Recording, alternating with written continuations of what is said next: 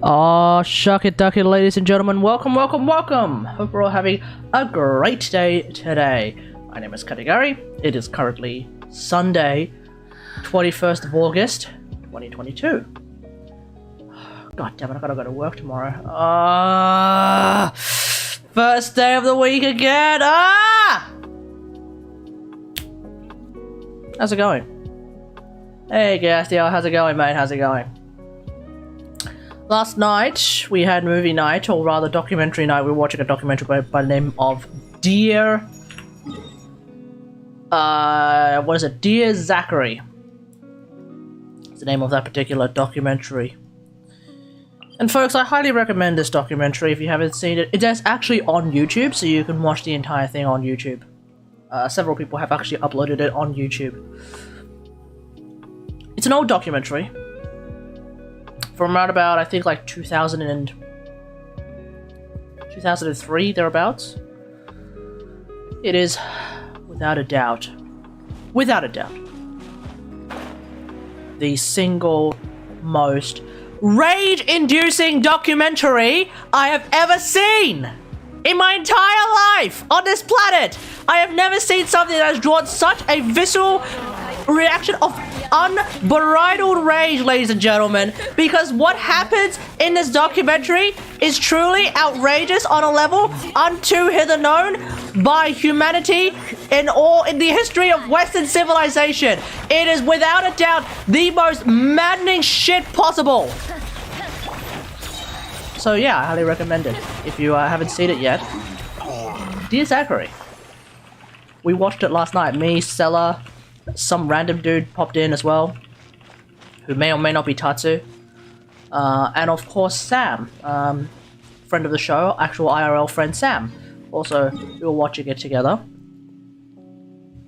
and yeah, let's just say we died inside whilst watching this documentary. So yes, absolutely, highly recommended. Highly recommended. How was everyone else's day, folks? How was everyone else's day?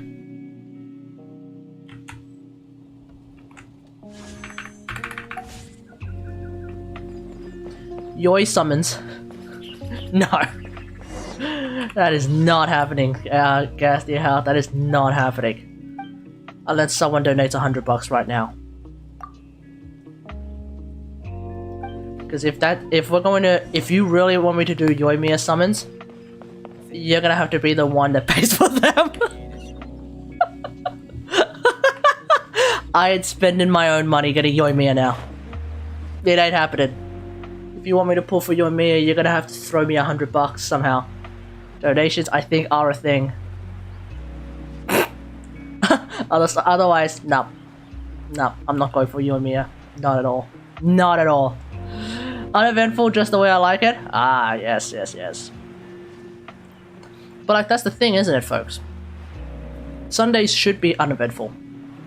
You shouldn't wake up on a Sunday and think, oh shit, drama.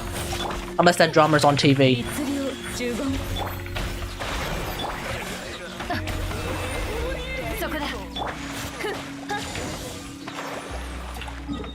Oh, okay. Oh! How much did you spend on this patch?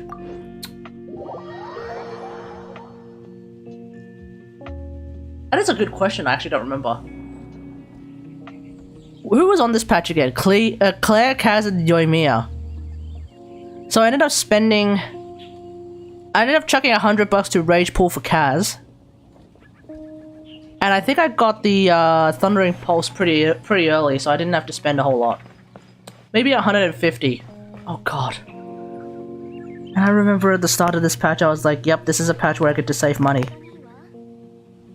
So that was a fucking lie.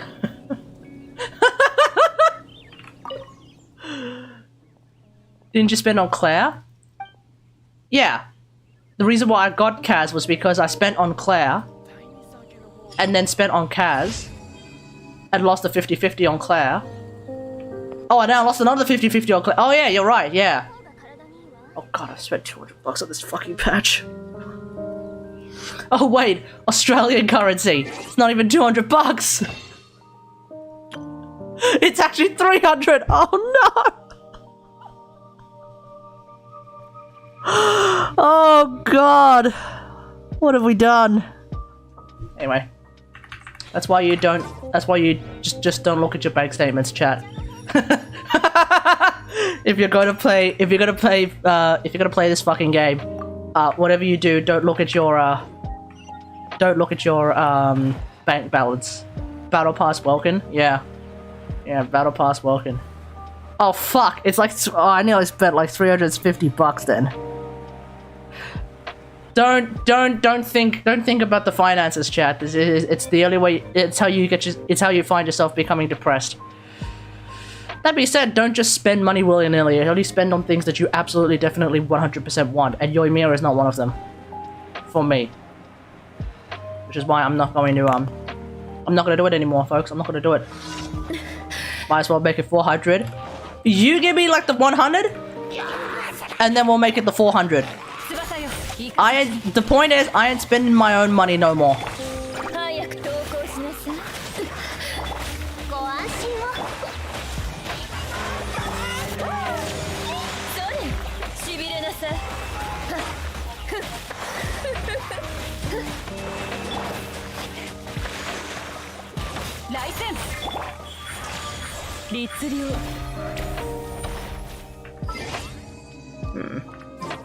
I do want to actually focus a lot more on playing with Lisa today.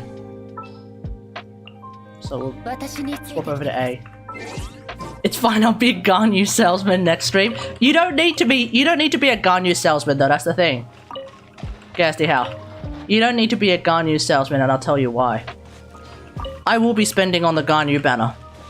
Not necessarily for Ganyu though, I just want to get Dory. I have every intention of getting Dory. Now what constellation Dory? I don't know. I haven't really thought about that. I just want to get a single Dory and start playing with Dory, because I think Dory looks and sounds like an amazing character that I'm going to really, really like. Just like pretty much every single Electra character except Razor. So that's basically, you know, why you don't need to be a Ganyu salesman. That being said, if you want to, you can throw me $100 and we'll try and get Ganyu. Dory seems underwhelming. As in terms of her kit.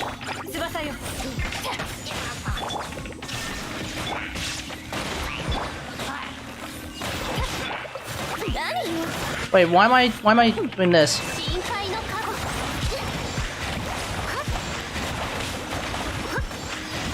There we go. So the thing about Dory, right, is that she's basically going to be there to provide you with healing and energy. Apparently she provides you with just a bit less energy than A.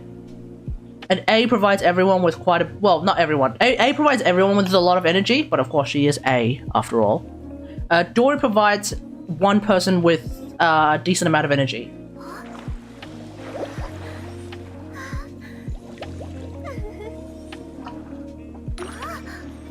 But she also heals.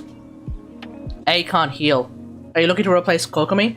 Yeah, so the reason why I do want to try and get Dory is because what I want to try out is something like Lisa. I want to do a triple electro aggravate team with Lisa as the main DPS, right? So in order for me to do a triple electro aggravate team with Lisa as the main DPS, I have a couple of options. So obviously Lisa is main DPS, okay? So Lisa, number 1, okay? And then of course I will need a healer of some description. Then I will use Kategari as my Dendro character. And then for the final character, I'm thinking Kujo Sara is probably going to be really, really good as well. And the reason why I think Kujo Sara is going to be really, really good, I forgot I had a Twitch account, lol. What's your Lisa's artifact set? Currently 2-piece Thundering Fury, 2-piece Echoes. So 2-piece Electro, 2-piece Attack. As soon as it drops, I might go back to 4-piece Thunder Soother for a bit, see how that goes, and then I might go back to 2-piece, and I might try a 4-piece Thundering Fury, and then we'll go from there. Yeah. But that's the idea. Like, I need a healer, Diona might be a good option. Diona might be a good option for a healer. Because Diona's because Diona is a cryo character, right? Like I'll use Aloy as a stand-in. I'll use Aloy as a stand-in for Kategari, okay? So I'm thinking of something like this. Yo, also, where the fuck is the Warframe stream? Hey, PB. When we had a Warframe stream, you weren't here. Also, I don't really have anything to do in a Warframe stream at the present moment. Like, we've upgraded the Praetor. No, we've upgraded the Fenmore. We've upgraded the Latum. I'm kind of just chilling. Yeah, so there are options. I would like to use Dory because I think Dory is awesome. I'm not a huge fan of Diona just because of her character. You didn't do my endo farm. You didn't show up for the endo farm. So you know, there we go. Yeah, so Diona could be a good option. Buy all the Tenogen skins for content. You pay me $100, I'll buy all the fucking Tenogen skins. I'm only gonna buy the ones with my own money that I want. It was for you too. I don't need endo, dude. I have more than 500,000 endo, PB. And I also have a ton of duplicate mods. So I probably have like 1 million endo just sitting there waiting to be used. And the fact of the matter is, D can't release enough prime mods fast enough for me to burn through all my endo. That's a cringe amount. Dude, the only thing that's cringe here, PB, is screaming for a Warframe stream and then not showing up to the Warframe stream, PB. That's cringe. So yeah, anyway, so that's kind of what I'm looking at.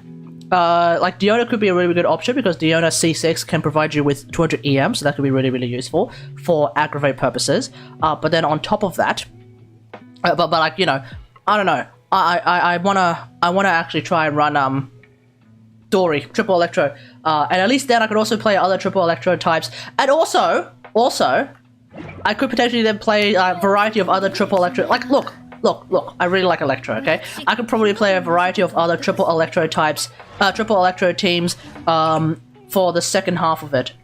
Can't you just max the mods for him? Max the mod. I could, but I'm not going to. I could, but I'm not going to. Like, I already have one triple electro team. Right? This is Raiden Inquisition. This is already one triple electro team. So all I need now is a second triple electro team. Or even 4 electro, I don't know.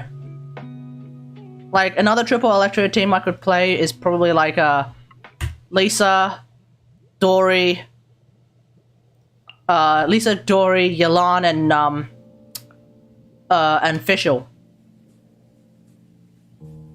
Lisa, you know, I don't know, Razor Inquisition. Oh, the Wolvendom, the Wolvendom Inquisition, hey?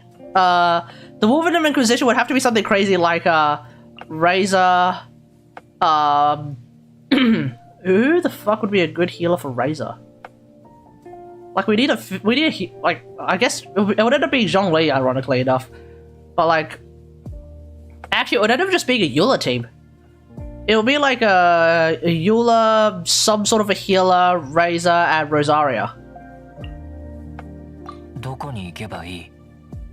Like that would be the Razor Inquisition. Does Sara give bonuses based on the number of Electro characters? No, you're thinking of Goro and Geo characters. Sara is basically just Sara is like Benny. Like, you don't have to think that hard about Sara.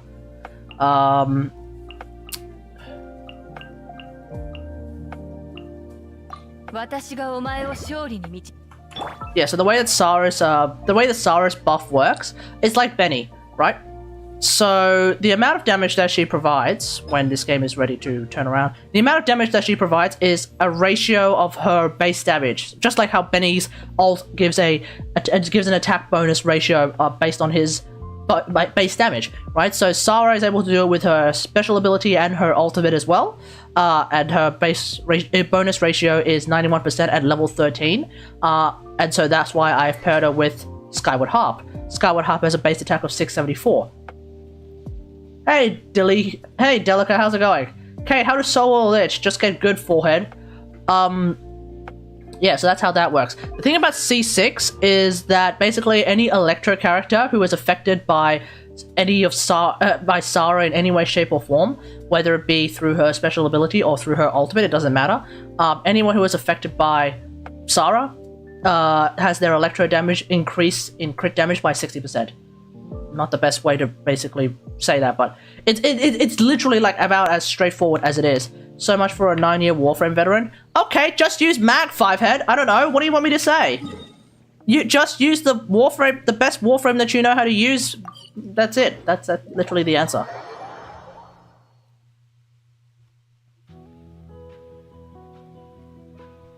You know, every time I read Delica's name, I keep thinking that it's Buffer Delilah.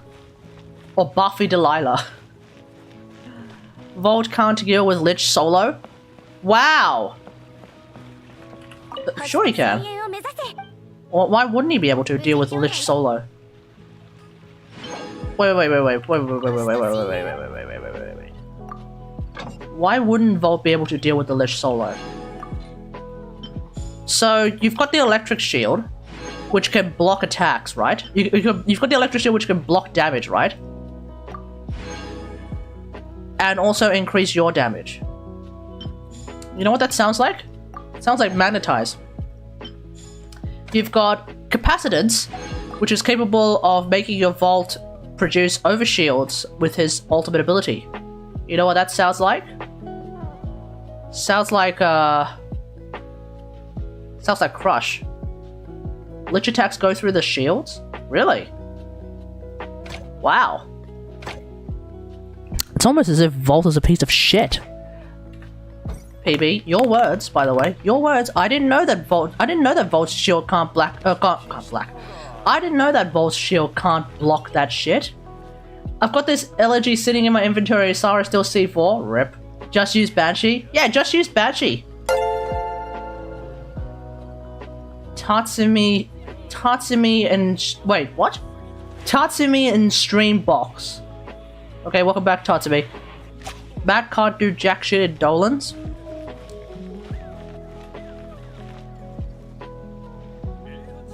Actually, yes, she can. Mag actually can. See, here's the thing, PB. When I do Steel Path Eidolon hunts now, and I bring Ivara, I don't actually need to use any of Ivara's abilities.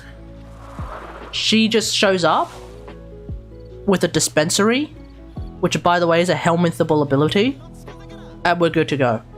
If anything, I actually might have a better time bringing Mag, because at least then when we're surrounded by Vommies,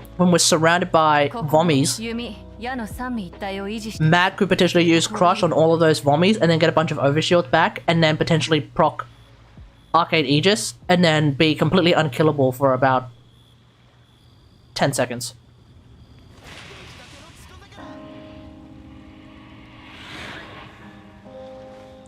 Because all I need is a Necromech. So if anything, PB, you're probably even more wrong than ever. If this was 2018, you'd be correct. But this is 2022. Warframes in Eidolon hunts are like irrelevant. Warframes in Eidolon hunts are like more or less irrelevant, mate. Between Madurai and Necromex, your Warframe doesn't mean anything.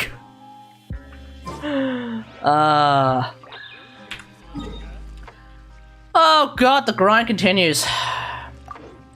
There's a video I came across, actually. You think 2k plat on Energize is irrelevant? 2k plat on Energize? You mean 2k plat on the Arcane that I'm not even using on my mag anymore because I'm more or less using Emergence Dissipate instead? Hey man, I'm just telling you the facts. It's been a while. It has been a while, Tatsumi. It has been a while. How's it going? Where have you been? Did you get arrested? What happened?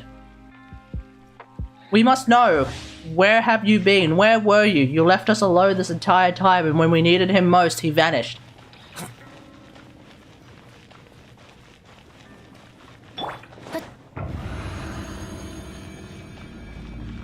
Like, that's the thing about Eidolons. and Arcane Energize. It's like, it is still a great option, but it's no longer as universal as it used to be. We have so many other options now. It's faster to grind relics for plat to buy relics IMO. Yeah. Yeah. Remember, we are living in a capitalist society, PB. You don't have to, you know, slave up in Warframe anyway. We're living in a capitalist society. You don't have to slave away in the arcane mines every day to try and get stuff. All feathers, all useless. You don't have to slave away in the arcane mines to try and get your arcanes. Instead, you can just sell them. You can just buy stuff and sell stuff. Hell, you could potentially like play the arcade, not the arcade. You could potentially play the Riven market. Buy and sell Rivens. Engage in the Riven economy in much the same way that you would engage in stocks and shares. Because like, think about it. Like, no matter what happens to the Riven disposition, right? No matter what happens to the Riven disposition of a weapon, as soon as a prime version of that weapon comes out, that Riven is going to jump up in price. That Riven is going to jump up in value, right?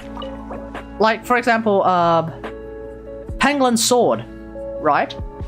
Or not even Pangolin Sword, like, yeah, Pangolin Sword, I think.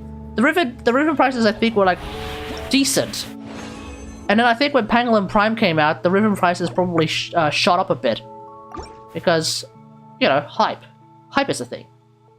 Alternatively, you could try to play the day one mad rush for Prime parts. Where you save up a bunch of Steel Essence, for example, and then as soon as a new Prime part comes out, as soon as a new Prime comes out, on the first day, try to get as many relics as you can of those Prime parts, and then try to get those Prime parts as quickly as possible, and then sell them for the overly inflated price of the day one purchase. I've been really busy for the past few months preparing for college. I went to visit one of my possible college cities and settled in my college place. Oh, nice! Yeah, as PB asked, what are you majoring in? Yeah, Tatsu, what are you majoring in? What are you majoring in? Culinary! Ooh! So for those who are playing at home, that's being a chef, cooking and shit. Yeah.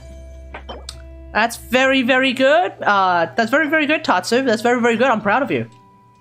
I'm proud of you, Tatsu. I'm proud of you. So you wanna start working as a chef when you're done. I would have timed you out if you majored in gender studies. PB, if more people for some reason I said P for some reason, as in poor people. If more people majored in gender studies, PB, we might actually have a better understanding of like how to treat people right, okay? Don't knock gender studies, okay? Like, as much of a meme as the arts are, and by arts I don't mean like drawing and shit, I mean like literature and shit. As much of a meme as the arts are, like, it's still important that we have people who actually do them, so that they can continue to help us think. Because I don't want to think about philosophy, and yet here we are, sometimes talking about philosophy. You know? It's like if someone did a porn study course. Oh my god, okay, this is not gonna roll crit rate, I can tell you that. If someone did a porn studies course, and you'd be like, Omega Law, why did you do a porn studies course? Because so many people don't understand the porn industry, dude. A lot of people don't understand gender, my dude. Hell, I don't even understand about quite a few bits about gender sometimes, mate. You know? I have some friends that I can talk to. But you might not even have friends. That has to be a bird course, right? Bird? If bird is the word, yeah, sure. Sure, but Kate, at least every other major can have a big paper and a passion.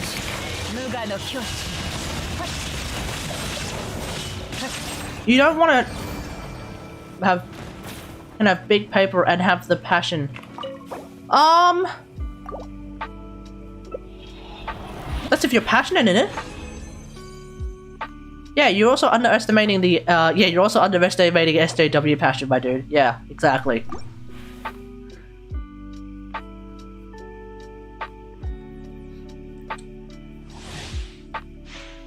At the moment, I'm staying in Japan. Nice! How is Japan? Banana? Wait. Is that the core phrase for a weapons deal gone well, or what? That's a Baby Driver reference for anyone who's playing at home. Passionate is cool, but it doesn't pay the bills. No, that's not true. So what you can do with a gender studies course is you can start writing for a women's magazine, for example. And you know, women's magazines, very fucking popular. And you know why they're popular, PB? Because they're women's magazines. You know who wants women's magazines? People you may have never come across before. Women. Now, I don't know about you, PB, but I've seen them around. I've heard rumors that there's quite a number of them. I don't know what the real estimates are. It might be in the hundreds, might be in the thousands. But they're real, PB. They're real. Okay? They're real. So that's what you can do. Bro, what is a woman? Exactly. What is a woman? Maybe you should do a gender studies course to find out.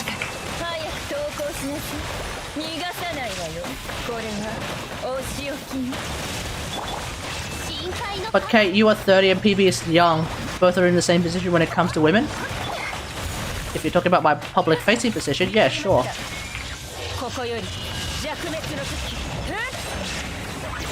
But yeah. Fucking destroyed both of us. You never know, do you, folks? You never know. Damn. Okay, let's roll this one. I want to see what this one ends up with it. And you're fine with that? Yeah. But maybe, PB, you should take a gender studies course. So, here's the thing, right? Women's magazines do make a lot of bank through advertising, but they do make a lot of money, okay? So, oh wow. Huh. It just occurred to me, I'm running a 5-piece. And I actually cannot improve this build in any way, shape, or form, can I?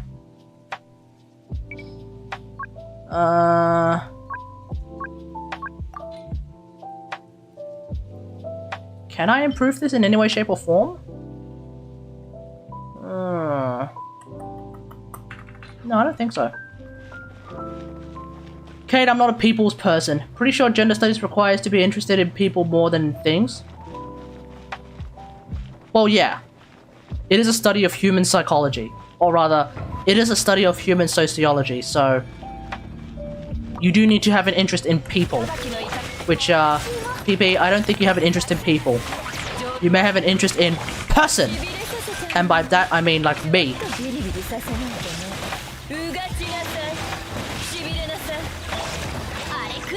The thing I'm kind of nervous is if tattoos are allowed in the university I've settled in. Ooh. I mean, I know in Japan, like, tattoos are not allowed in, spas. But I don't think a university would ban you from having tattoos, mate. Like, what kind of tattoos are we looking at? Are we talking about, like, tattoos that actually look like that actually make you look like you're from the fucking Yakuza or something?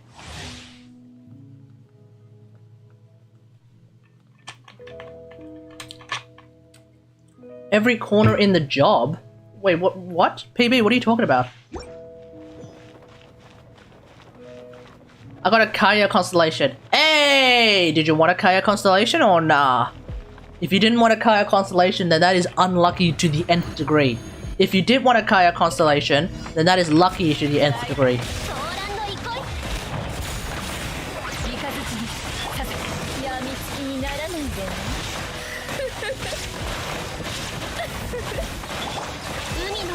I wouldn't be studying in Japan, sadly. I'm going to a college in New York. Wait, I thought you said you're living in Japan right now. Wait, I'm so confused now, Tatsubi. What's going on? Banana. Okay. I understand.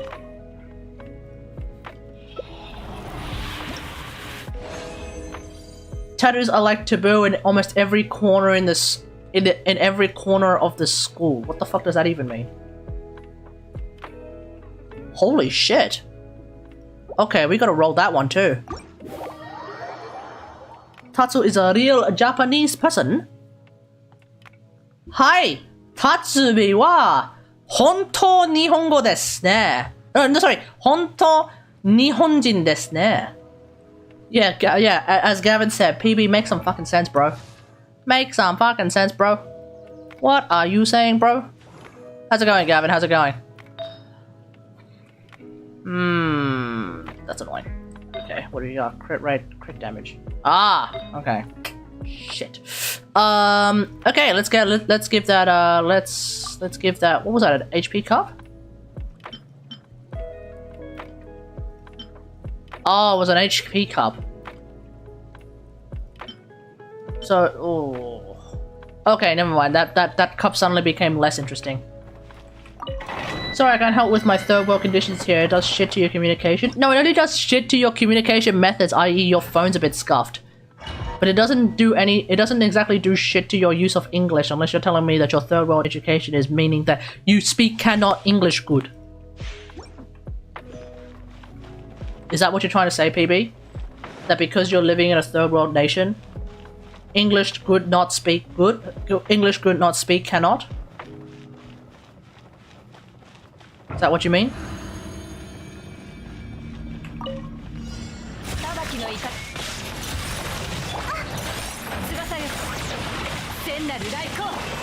Oh yeah, didn't the Philippines have like a fucking election recently? If you put it that way, yeah, sure. Didn't the Philippines have an election recently or something? I can't remember.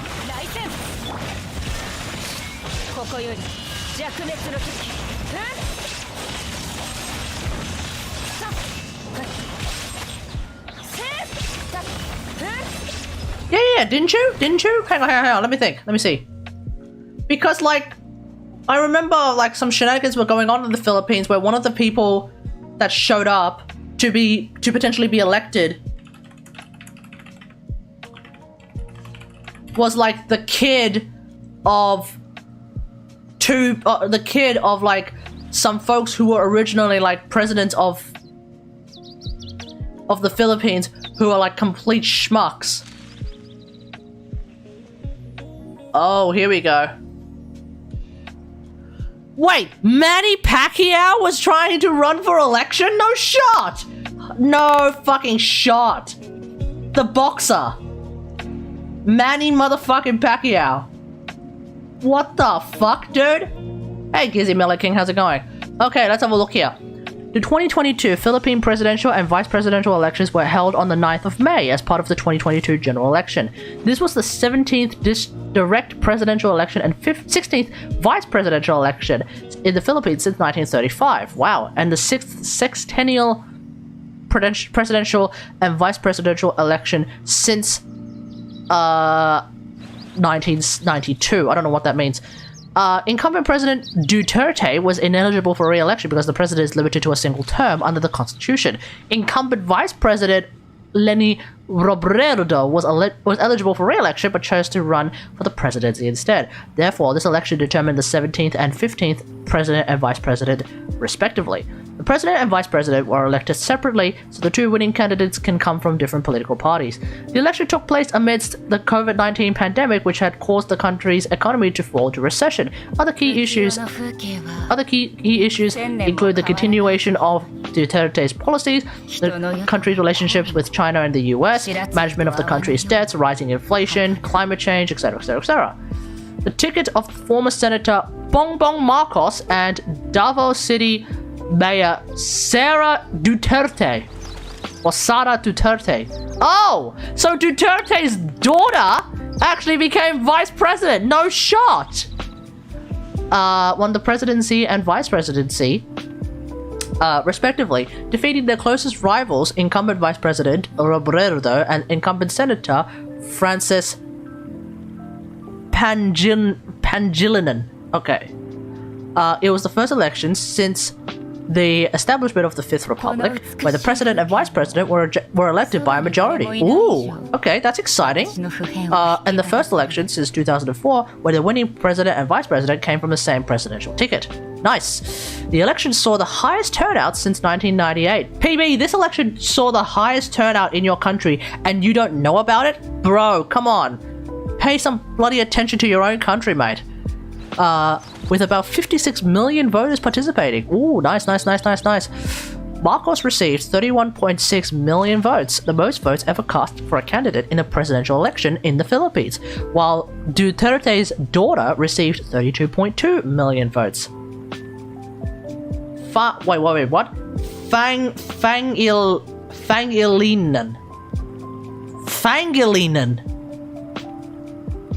Not Pangilinan? His name starts with a P. For real. Okay, Francis Fangilinan. Thank you. Well, Duterte received 32.2 million votes. The most votes ever cast for a candidate in a single winner election in the country. Oh, nice. Marcos became the second president from Norte after his father and dictator Ferdinand Marcos. While Duterte became the first vice president from Davao City and the youngest to be elected. This also marked the return of the Marcos family to oh shit! Oh no! I don't know if this is good or not, but the idea that this also marked the return of the Marcos family to power for the first time since the People Power Revolution. Oh wait! Oh, this is the guy! Yeah, this is the guy who is the son of the of the dictator and his wife, who then like fucked off to another country, right? And stole a bunch of actual shit. Oh, it is Pangilinan. It's actually Pangilinan? No shot. Okay, well there we go. Marcos was inaugurated on the 30th of June 2022, whilst Duterte was inaugurated earlier, the 19th of June. Okay. I mean, hey, let's see what happens, okay, guys? Let's see what happens. Okay, you know more about my country's history than me, who is an actual citizen of the country? Yeah, we Australians tend to do that because our history is a little bit crazy. Here's the thing about Australians and history. Whenever Australians learn about history, we also need to sort of figure it out. You know, we also need to sort of figure out like what's going on. So it's a lot easier for us to learn about other nations' histories because we're already conditioned to learning about our history and how absolutely batshit crazy Australian history is, and you know, Australian geography is. So yeah, there we go. So Manny Pacquiao, the boxer, actually managed to get 6.81% of the vote. That is actually, you know, I'm actually impressed. I'm not gonna lie here, I'm actually impressed. Where is he? So he's from Promdi, huh? Whatever the hell Promdi is. Okay, Manny Pacquiao. On September 19th, Manny Pacquiao accepted the nomination of the PDP Laban faction led by Senator Coco Pimentel.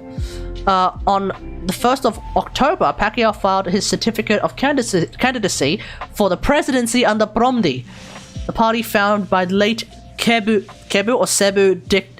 Governor Lito Osmeña. His platform is centered around the impoverished. My man. My man. If elected, he plans to initiate housing programs for the poor, eliminating corruption, promote economic development, and work on healthcare reform. Hey! My man. My man. He sounds like the kind of guy you should have been voted for. But anyway, no. My country isn't that batshit crazy compared to Australia, I believe. We lost the war to the emus. Okay? No matter how insane you believe your nation's history is, I don't think you can top the fact that our military lost the war to the fucking emus. What the fuck are the emus? Exactly. Exactly, PB. What the fuck are the emus?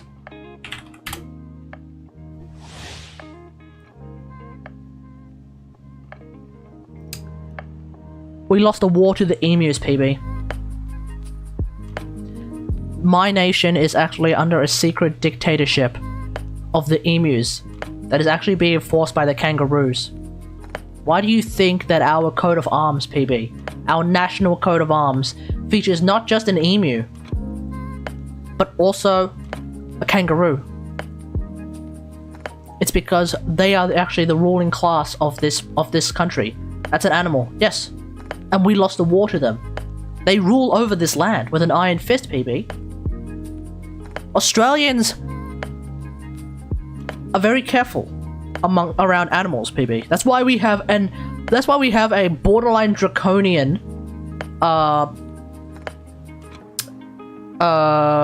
border security and border quarantine policy. Stop fucking with me and tell me the actual history. This is the history, PB. This is the history. This is all real. Aren't those things actually dangerous as fuck? Yes! Yes! I'm not joking, PB. The emus are very dangerous, okay? So dangerous that we actually tried to wage a war against them because they were like for you know, as per usual, for land power. We lost that war to the emus. The emus won. And we have been living under their totalitarian rule for the past 30 years, 40 years now. It's been 40 years since then. You know, the kangaroos are capable of beating your ass up within a moment's notice, and you know what? The cops can't even do anything about it. We have human police, but they have no jurisdiction over the kangaroos. We live under the emus, we live under the kangaroos, and that is why, PB, Australians know to stay on the path in a national park. Because in Australia, if you walk off the path at a national park, nobody can stop the drop bears from dropping onto you and clawing your face off. It's real. It's all real, PB. That is Australia. We created cities. Okay? What animal isn't dangerous? Even the shoebills are yes. See, here's the thing, PB. And I need you to understand something, okay? I'm gonna bring up a map of Australia. Okay. This is a map of Australia. Okay, PB? This is a map of the entirety of Australia. Now, here's the big question that I want you to contemplate. Why do you think all of the major cities in Australia are specifically along the coast? We've got Perth. We've got Darwin. We've got Cairns. We've got Brisbane. We've got Sydney. We've got Canberra. There's Melbourne. There's Adelaide. And then there's Hobart. Because water creates civilizations? No. Because the entirety of the middle of Australia, Kennesaw, is actually the domain of the emus and the kangaroos. That's how it works. That's how it works. Okay? The Aborigines, they knew. The indigenous people of Australia, before Captain Cook showed the fuck up, they knew. You don't fuck with the middle of Australia. Because if you try to live in the middle of Australia, guess what? You're going to get ramroded by kangaroos. You will then retreat to whatever tree you can find, and then you will have your face clawed off by drop bears. That's how it works in Australia. That's why we settled along the coast. Because we had a treaty with, it was the treaty of, it was the Australian Treaty of 1980. The emus and the kangaroos came to the table. And they allowed us, they allowed the federal government this much land up here at a bit, and like a strip of land down there. And what they did, PB, is the kangaroos and the emus, they erected a wall. You talk about, you want to talk about, like, you know, the big orange, you want to talk about the orange god emperor potentially producing a great big wall along his southern border.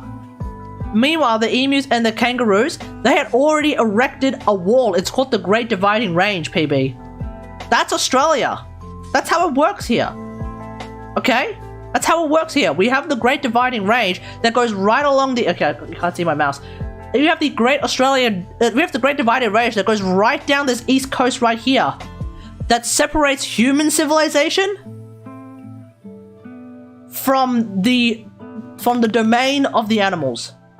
Can I see this wall by the emus? Yeah, sure.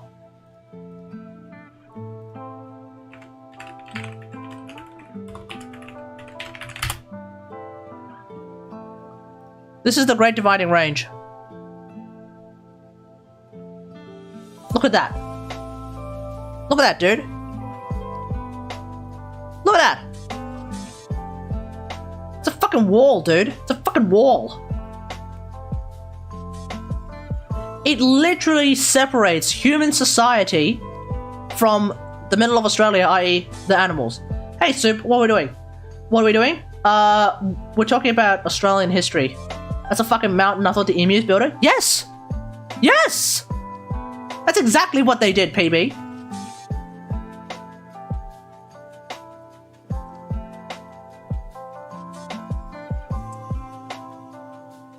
So, you know, you think your country's, if you ever feel like your country's history is a little bit insane, just think about Australia, where we live under the totalitarian rule of the animals. We are not allowed to go into the middle of Australia anymore, PB. We lost that war.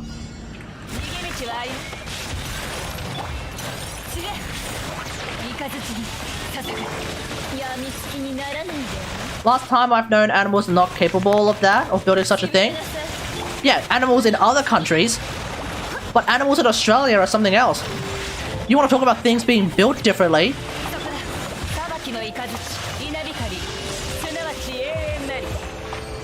Dude, PB.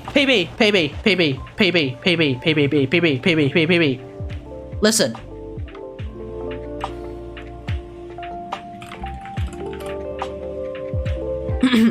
Kangaroos have gun holsters, okay?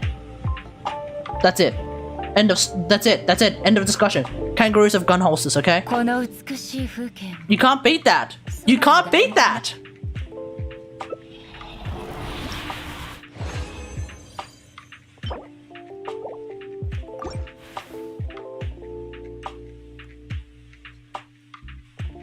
You mean the pouch for their child?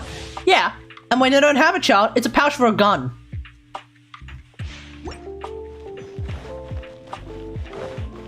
Every animal in Australia can and will kill you in a moment's notice. And the authorities are doing nothing to stop it. You know why? Because the authorities cannot do anything to stop it. Whatever you say, Kate. Look, PB, if you ever get your face clawed off by a drop bear, don't come to me crying.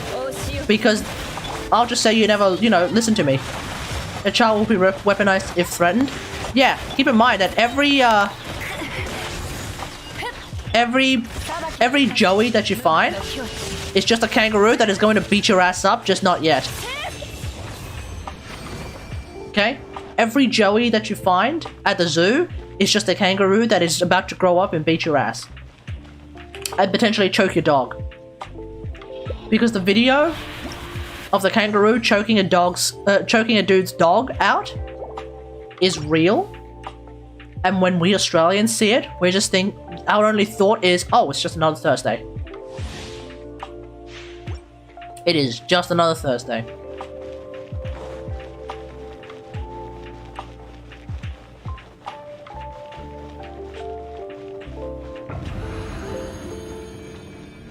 No, I know that a fucking kangaroo could beat my ass up, and even though a squirrel, but what I don't get is how they can handle guns.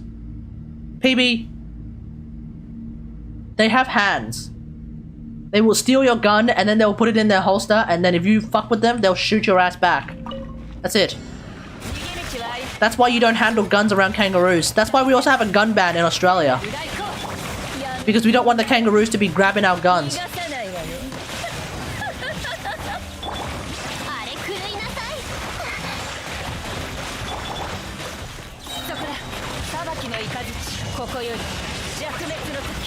It's already dangerous enough when a kangaroo decides to box you. You want to give that motherfucker a gun? What is this, America?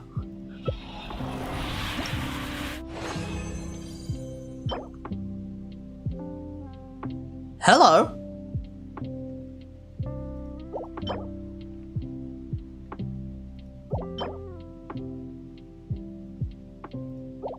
Finna roll that one. Okay, we have a brain and a finger on the trigger. You have to be an absolute dumbass to get your weapon stolen by a kangaroo. And yet our military lost to emus, dude! Do you not understand? A gun is a ranged weapon, and yet we lost to the emus! Our military, which is US backed by the way, so technically it's an American military. Our military lost to the emus. Do you not understand? Put two and two together. How the fuck does the military lose to the emus? I'll tell you how. It's because the kangaroo stole some of the military equipment. It's because the emus are also able to bum rush the fucking military, man. You can't beat them. Using spears? No! This is the Australian military that is backed by the American military in 1980, dude. Come on, man. Who's spouting nonsense now? Think, PB. Think.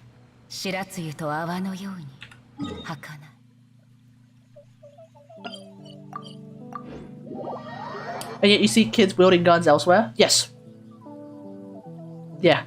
If your gun can get stolen by a 5-year-old, your gun can get stolen by a kangaroo. That is why we banned guns. It's to prevent us from is to prevent us from accidentally giving guns to the enemy. They have thumbs to use them. Yes! Yes! They have thumbs and they have claws, dude. Well, I guess due to terrain advantage, I can see the skirmish bases in the middle of the emu territory get fucked in a couple of minutes, but still. That's it! That's all that needs to happen, man! You can't beat the fucking emus, bro. You just can't beat the fucking emus, bro.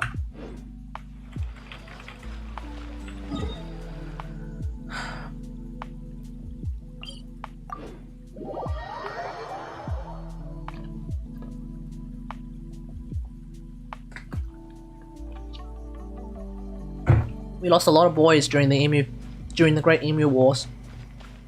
Some were murdered by the emus. Some were murdered by the roos. And three became completely unrecognizable because of the fucking drop bears.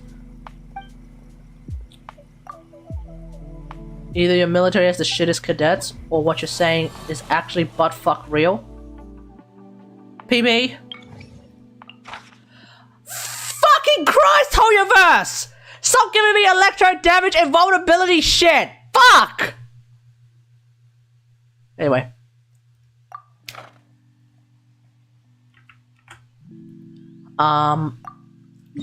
PB. Let me introduce you to a philosophical thing. It's called Occam's Razor.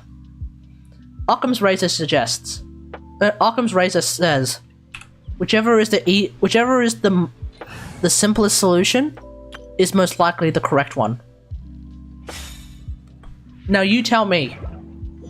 Either I'm making all of this up, which requires like PhD English level imagination, or everything I'm saying is actually true. And all I'm doing is just recounting Australian history. Now tell me, PB, which one sounds more simple to you? That's right, PB. Everything I'm saying is actually true. Ah, shit.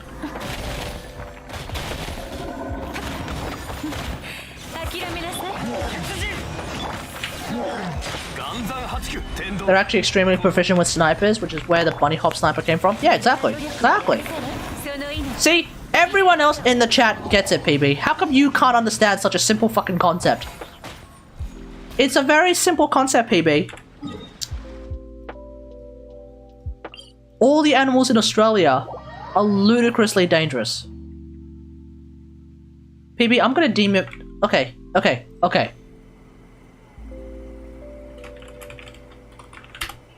I'm going to give you a link to an Australian museum article so that you can learn more about them, because so you can learn more about our animals, our flora and fauna in Australia. And I'm going to put it on our Discord. I'm going to ping you. It's very important that you read up about it, okay? Actually, let's all read it. Let's all read it together. Okay, I thought this page was going to be TOS, but luckily it's not. Okay, drop bears. This is from the Australian Museum, chat. This is from the Australian Museum. Drop bears, scientific name, Thylactos plummetus. Okay? The drop bear legend tells of a large arboreal, and by legend they mean fact. The drop bear truth tells of a large arboreal predatory marsupial related to the koala that drops on its prey. Okay? It's around the size of a leopard or a very large dog with coarse orange fur and with some dark mottled patterning as seen in most koalas. Okay? Sometimes they're grey as well. This creature is told as a heavily built animal with powerful forearms for climbing and holding onto its prey. It lacks canines.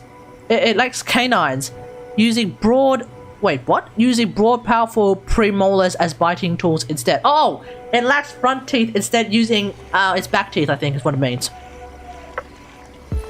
Closed canopy forests as well as open woodlands on the margins of the dense forest are the habitats of drop bears. What it doesn't do is it never encounters near it is never encountered near roads or human habitation. See, that is why, PB, that's why, chat, if you're ever a tourist in Australia, we always say don't sway too far from the track, because drop bears like to keep to themselves.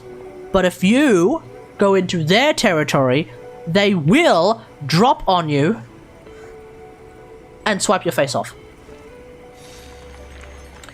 Drop bears can be found in the densely forested regions of the Great Dividing Range, also known as the Wall, in southeastern Australia. There have been some reports of them in South and Southeast South Australia, or rather southeast of South Australia, Mount Lofty Ranges, and of course, Kangaroo Island. Stories of kill sites and examinations of scats suggest mainly medium to large species of mammals make a substantial portion of this animal's diet.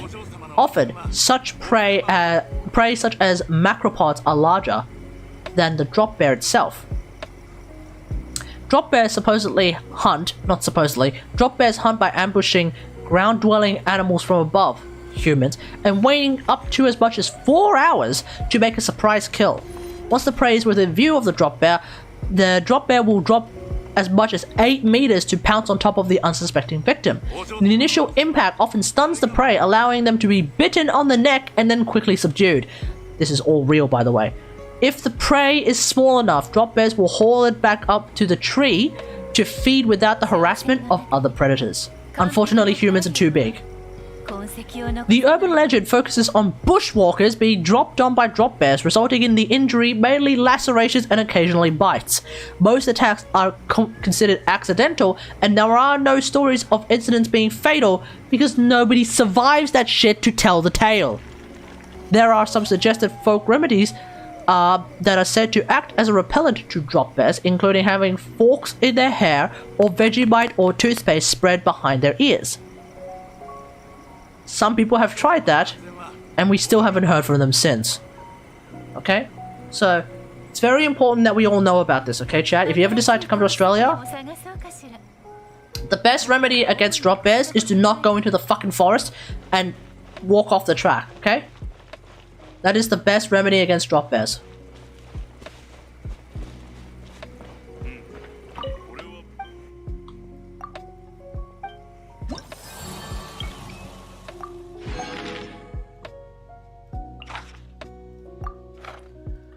Okay, where are you?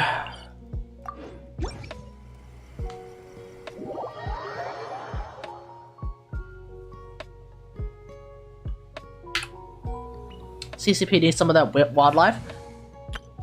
Even if the CCP brings along their army and their tanks, they will lose to the animals, Kennesaw. They will still lose to the animals. I'ma tell you this right now.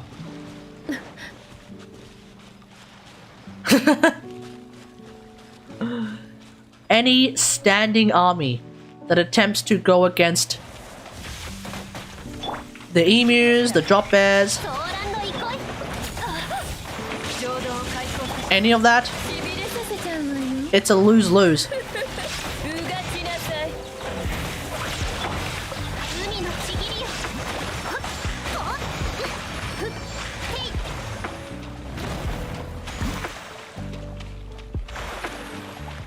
Rough, man. Scary times living in Australia. It's scary times.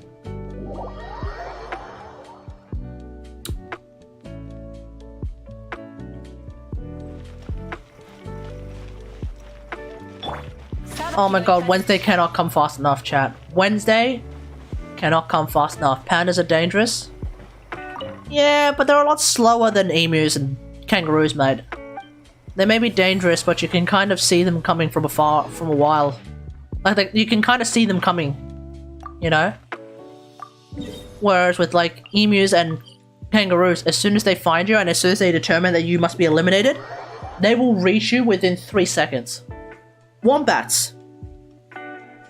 99% of the time you look at a wombat and you're like, oh, this is just a very slow-looking, cute thing. Have you not seen Kung Fu Panda?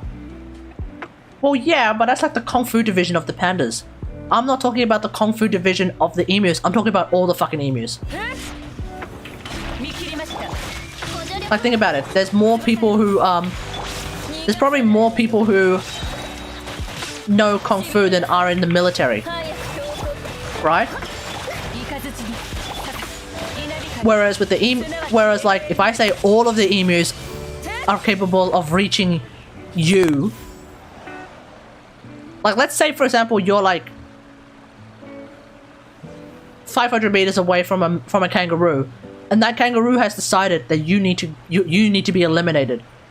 They can reach you in a second, maybe, and then they can beat your ass up in like half a second. So even if you're like half a kilometer, even if you're like 500 meters away from a kangaroo. Okay, maybe not a second, it's like 10 seconds. Even if you're like 500 meters away from a kangaroo, you're gonna be dead within the minute. You know? You're gonna be dead within the minute. Wombats are even worse. Wombats are actually faster. You look at wombats and you're like, oh, that thing's so cute. But then if it decides that you need to be eliminated in order to maintain the the safety of Australia's flora and fauna, you will be eliminated within half a minute, tops. Tops. And that's with every wombat, every emu, every kangaroo, not just the ones that are trained in Kung Fu, because they're all trained. We don't know what that fighting style is, but they're all trained.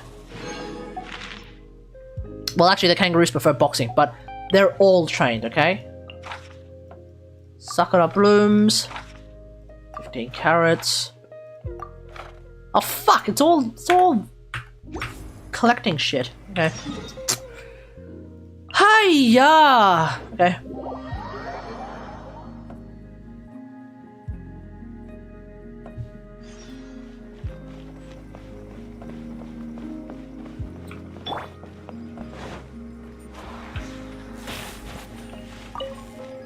But yeah, Wednesday really can't come fast enough.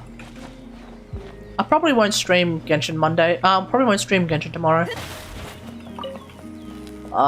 Because probably no need.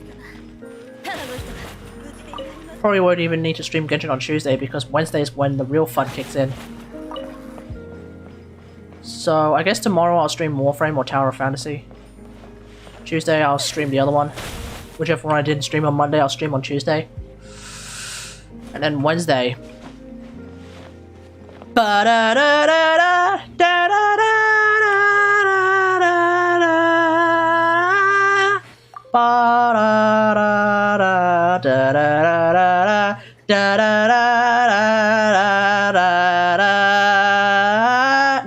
Sumeru doesn't unlock if you've only done all your hangouts. Sumeru unlocks if you start singing the song, which is why I'm singing the song right now.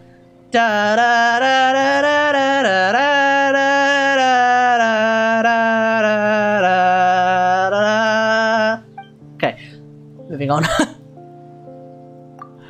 Fucking love the Sumeru music, man. Ah!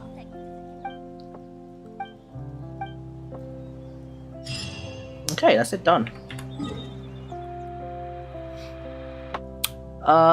Oh, and I think the last one is over here. And with that, I'm out of content in Genshin right now. I have nothing else to do, so... Oh, I do actually wanna watch a video.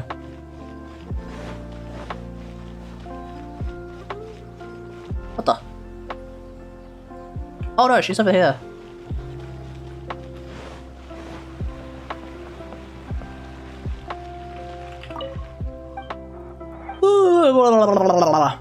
Yeah, I was gonna react to something. Roll your artifacts? I don't really have any artifacts to roll at the moment. Oh, son of a bitch. Hold on, I need to make 3 more eggs. One sec.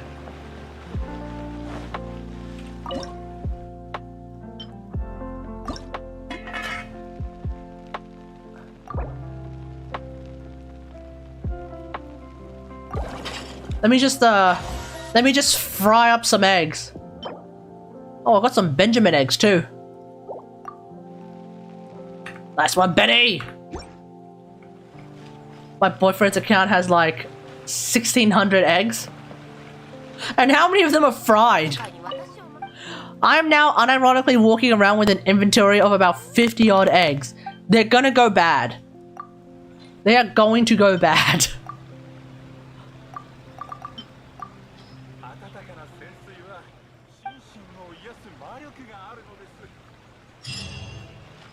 And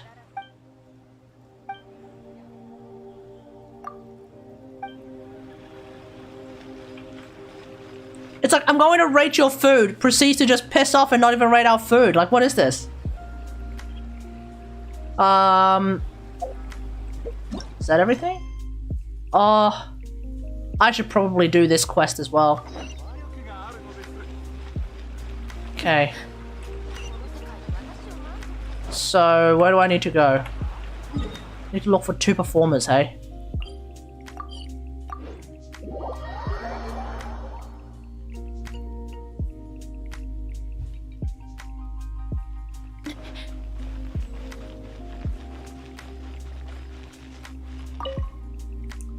Okay. Ba-da-ba-da-ba-da.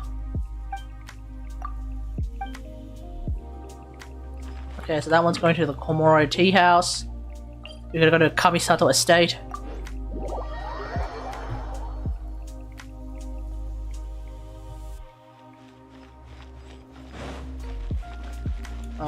Oh. So the other actor is actually a resident of the Kamisato Estate? Okay.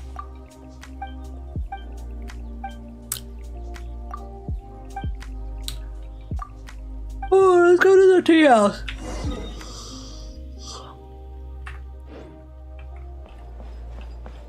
Wait until it's evening.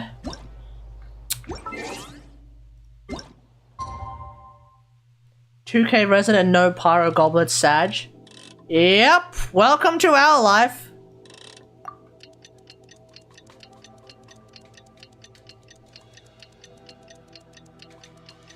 I mean, I've spent about like...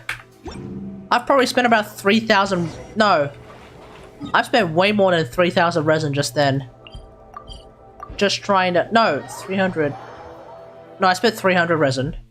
But we've done this like 5, 6, 7, 8, 10 times now. I've spent about 3,000 resin on that domain.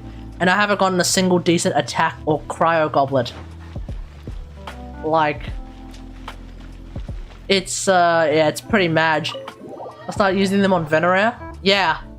Yeah, Virides, the VV set is about to get, like, significantly easier to farm. So, because you can just strongbox that shit. And, ooh, it's Taromaru! Taromaru!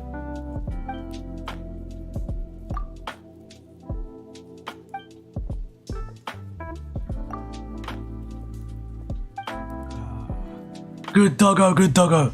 Okay, let's move on.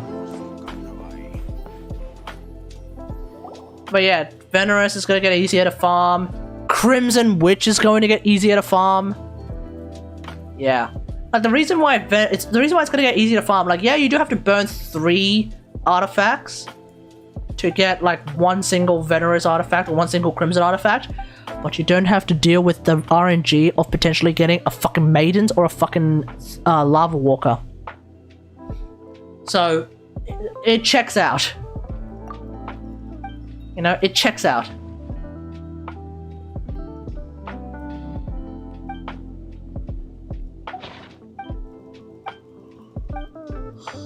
Okay, let's do this. Like, yeah, when 3.0 comes out, there will be a lot of things that we will need to do. I will first... I'll probably, like, go in there and be like, okay, let's... Like, there'll be a lot of things. Number 1. Oh, hey, X, how's it going? Hats off. One sec.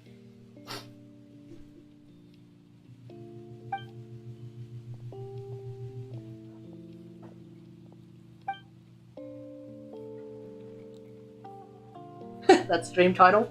Yeah, yeah, isn't it great? Yeah, this Tower of Fantasy clone is looking really. This Tower of Fantasy clone is actually looking pretty good, eh? Lava Walker and Lava Walker with Thunder Soother is a pretty nice flat. Is pretty nice flat pyro bonus. What? It gives the same buff as the Arcade Petra support. Does it? I don't know.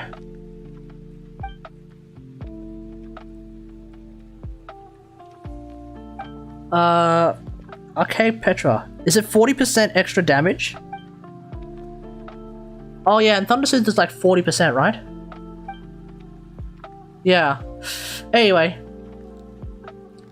I don't know if anyone plays, how many fallen soldiers are in your friend list after TOF?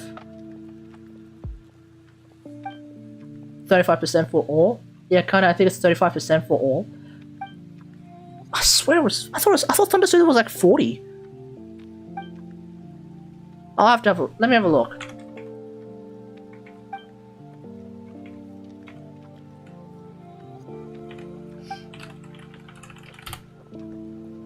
$40 is like VV shred. That's 40%. That's 40% resistance shred though. Oh no, it is 35%. Okay, never mind. Oh, I'm thinking of electro resistance increased by 40%. Which, unless you're going up against, you know, Thunderbird, nobody gives a shit.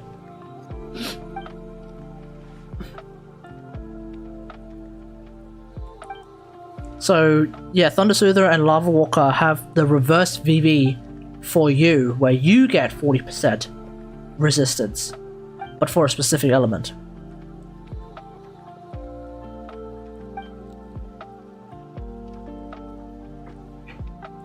This will help me against the Shogun Ride Hoyoverse? Nope. 35% is higher than the base Crimson, which is 2%, 2 set bonus. Yeah. But unfortunately, it all kind of lines up together, right? Like, it's still, like, when it says, like, 40%, sorry, when it says 35% extra damage against electro enemies.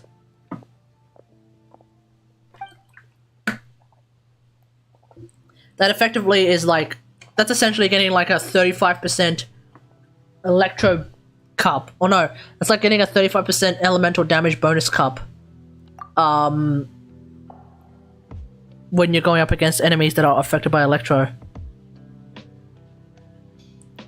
So that's why, like, the bonus that you're actually getting compared to, like, Thundering Fury is, like, actually 20% bonus. Budget Kaz? Yeah, Budget Kaz. You're actually getting a 20% bonus on your elemental damage per se. I wish that the way that it worked was exactly how it was written. That your damage, overall damage, just shoots up by 35%. It's not, actually. It turns out it's not. It turns out the math of Thunder Soother isn't actually how it's written. I know. I thought it was how it was written, but no. Apparently the math of Thunder Soother, as written by the Kating mains, is that it basically stacks on top of your elemental damage bonus, and that's it. It turns out that anything that says, like, do extra percent damage against this particular target. Yeah, it turns out that all extra damage percent against a target is part of the... basically all gets added together with your elemental damage bonus. And then it gets applied to your damage in some way, shape, or form. If, but I think there are things where it's like, isn't there like, stuff you got spoiled by Warframe multipliers? Yeah, exactly, I got spoiled by Warframe multipliers. If memory serves, there are effects that exist in the game that make enemies take more damage. So, for example, Superconduct makes enemies take more damage, right? But I think that, correct me if I'm wrong, that actually makes them, rather, that actually affects all of your damage, right? Sinchu's Constellation? Which one? C what? C4? C5? C6? C3? C2? I don't know. Emblem burst damage stacks with the added goblet damage percent. C4. Shit, what even is C4? I don't remember.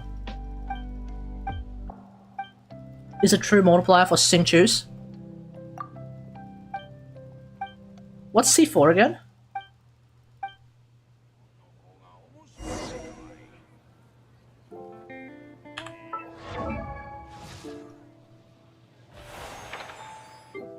Sinchu's. Throughout the duration of Rain Cutter, the damage dealt by Fatal Raid Screen is increased by 50%. That one is an actual true 50% additional damage no matter what. So it's not like a 50% elemental damage cup, which is by itself already pretty pog. But that one's actually not a 50% damage elemental cup.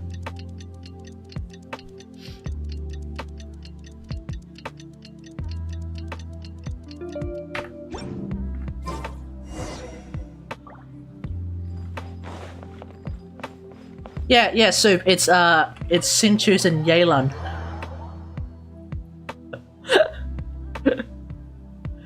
Well, it's 50% increase to his motion value or his skill multiplier. Yeah, what's motion? I've heard motion value. What the fuck is that? Like, I only recently wrapped my head around crit value. What the fuck is motion value? What's happening here? What the hell is happening here? Anything that adds flat damage. Theoretically, anything that adds flat damage wouldn't be subject to. Motion value is the 300% of attack. Excuse me? Scaling from the talent. Oh, okay. Why the fuck is it called motion value then? That's such a strange that's just a strange name then. Just call it talent scaling. What the fuck?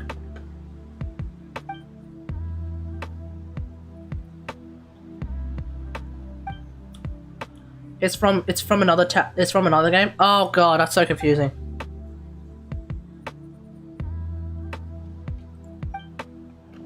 It's literally just talent stacking. Or rather, it's literally just the talent damage. Or rather, the talent stacks. Oh, we're gonna beat their ass.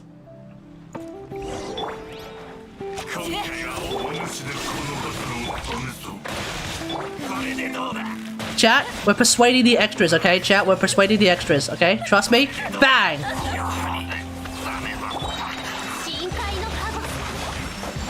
Yeah, need to hire people for better naming.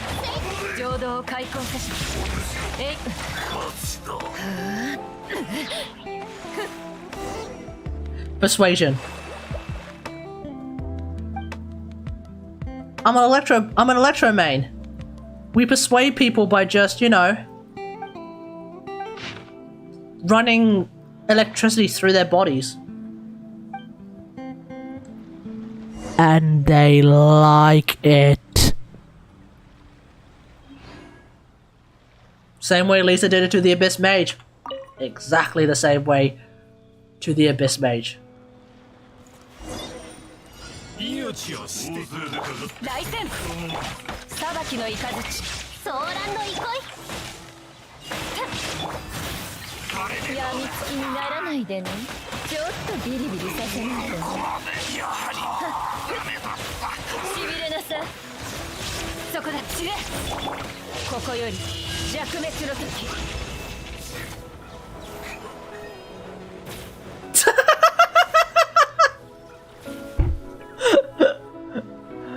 Ooh, I like this perspective, yeah. I kind of just deleted them first, and then just started running around.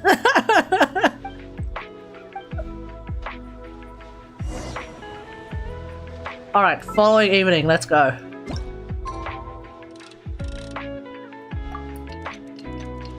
It would be pretty hilarious if Hoyoverse decides like, oh yeah, we're gonna give you like this perspective change.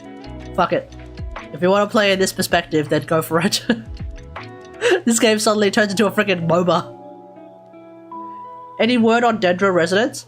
I think the idea with Dendro Resonance is that you get extra elemental mastery. Now, I don't remember if it's as simple as if you... Actually, let me have a look.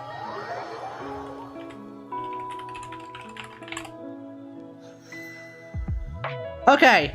Dendro Resonance. So, increases character's elemental mastery by 50. Triggering Burning, Catalyze, or Bloom will grant, triggering Burning, Quicken, or Bloom will grant an additional 30 elementary buff. 30 elemental mastery buff for 6 seconds. Triggering Aggravate, Spread, Hyper Bloom, or Burgeon will increase nearby party members' elemental mastery by 20. So, when you have two Dendro characters, everyone's EM is increased by 50 right from the get-go, right? You could then trigger like a catalyze. You could then trigger a Quicken, right? You could then trigger a Quicken or a Bloom, and everyone gets an additional 30 elemental mastery, meaning that they go up to like 80, right? So that's a free Wanderers, right? Just like that. But then, on top of that, if you decide to go Aggravate or Spread, or if you decide to go Hyper Bloom or Burgeon, you will also increase nearby party members' elemental mastery by an additional 20, which basically means it's a bit more than a free Wanderers. So then you basically get like a free Wanderers 2-piece plus a bit more on top of the fact that you're probably using a Wanderers 2-piece anyway. You know? So then like right from the get-go, if I'm running like Tignari, if I'm running like spread Tignari with Colle, spread Tignari, more like spread those ass cheeks Tignari, don't clip that. Then like what's gonna happen is that right from the get-go, as soon as I do like a spread, he's going to basically have about 100 and he's going to have 180 EM just right from the get-go because I'm probably running like 4-piece Wanderers on him. I wonder if I'll ever get 2 Dendro characters. Well, you'll get 1. You will have 2 Dendro characters, KSD How. The Dendro main character, Dendro Traveler, and Colle. Remember, we're getting Colle for free. So I guess you could play Spread Colle, also known as Spread Your Ass Cheeks Colle, but that will land you in prison, probably.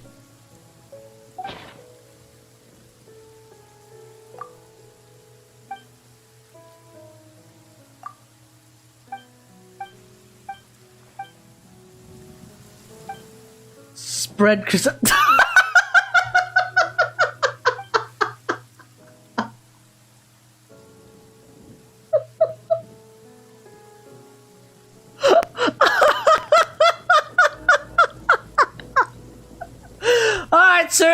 Soup, what the fuck? Alright, X, you're going to jail. You going to jail. You are going to jail. 100%. You are going to jail. Seishimaru. You're 1 letter off for being Seishomaru. Not really. Completely different spelling, but still.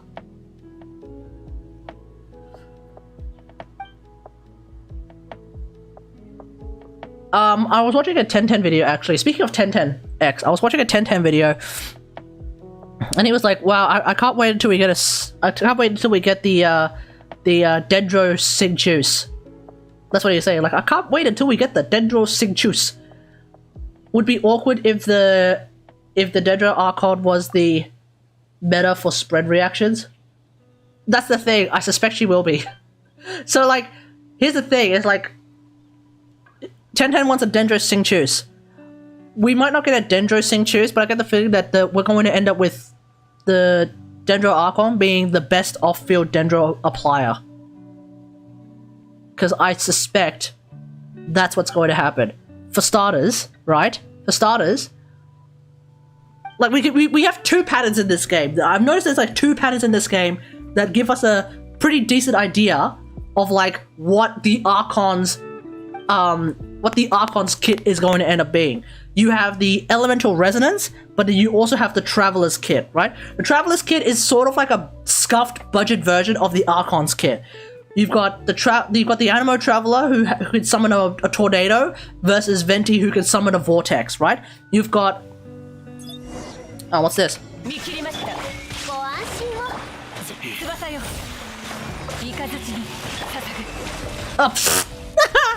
You've got the Geo MC who can summon the balls, and you've got Zhongli who can summon the shaft, right? You've got Electro MC who can apparently provide a decent amount of energy regeneration for a single character, and then you have A who can provide a decent amount of energy for everyone, right? So when the Dendro Traveler, when their kit is allegedly like being able to summon something that can provide a lot of Dendro application, but then also have like some sort of interaction depending on what reaction you decide to apply onto that thing, I think that's also going to be similar to, that's also going to be what Kusanali's ultimate, or rather, like, I think that's going to be what Kusanali's kit is going to be providing as well. So then, on top of that, we can also then look at what the Elemental Resonance is. Animo Elemental Resonance is all about movement stuff, which basically is why Venti's special ability includes, like, being able to fly, but also being able to, like, you know, restrict movement of enemies by putting them into a vortex. Geo-resonance is having stronger shields, and also now having half a VV for Geo, but as part of the Geo-resonance, right? So what does Zhongli provide? He also provides elemental resonance, elemental resistance shred, while you have your shield, and he also provides a stronger shield. The electro resonance is literally energy regeneration, and that's what A does. So if Kusanali's kit is to be following this particular pattern, the Dendro Resonance is all about EM and potentially providing even more EM via reactions, which suggests to me that not only is Kusanali going to be able to provide a lot of, not only is Kusanali going to be a wonderful character to potentially do reactions, but also her entire kit is going to allow a lot of characters to do a lot of different kinds of reactions and have a lot of extra EM. Meaning that potentially 5-star Dendro Sucrose, let's go. Yeah, pretty much. And she's also going to be a mage, allegedly. So, you know, we don't know. Lisa has the fastest Electro Catalyst attack combo. Well, yeah, there are only 2 Electro Catalysts right now. Kennesaw. There are only 2 Electro Catalysts.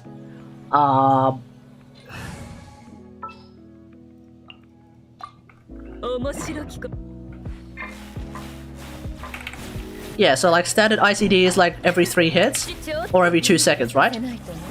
So like bang, bang, bang, bang, bang, you know?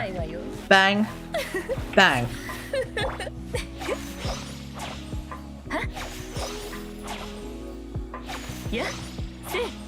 Yeah, Yayamiko's normal attack string is a bit slower than Lisa's normal attack string, but the fun thing is that Yayamiko's normal attacks, just by themselves on a 1-to-1 basis, they do actually end up doing more damage per normal attack than Lisa's, but Lisa's does hit faster, and she also has the 5-hit combo, and she has a 4-hit string. So I think it'll probably check out that Lisa's normal attacks end up being more effective than Yayamiko's normal attacks. We'll be doing a lot more quicken reactions. Yeah, ICD's Lisa can do a ton of quicken reactions, because here's the thing. This pops out every second. Now let me check, because I never really keep up with like ICDs. What is the ICD on tap special? Is it once per ICD's nuts? Yes, exactly. What is the ICD on Lisa's tap special? Because if Lisa's tap special doesn't actually have an ICD, then the actual ICD on the tap special is 1 second. Which would be pretty freaking wild. Okay, let's have a look here. Tap. ICD. Oh! It's shared with the normal attack. 3 hits, 2.5 seconds. 3 hits per 2.5 seconds. Why would it have an ICD if... No, it turns out it actually has an ICD. Turns out the charge special doesn't have an ICD. So, okay. So according to Kaching Mains, the ICD of... Let's find out. I actually don't know. But apparently it's, as it's written, it is allegedly shared with the normal attacks, which I didn't think would be the case, but okay. Actually, let's just oh,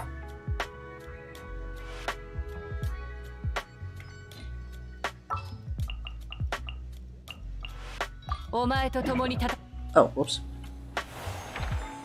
Actually, it doesn't matter. I'll just use this team. Okay, let's go find Masanori.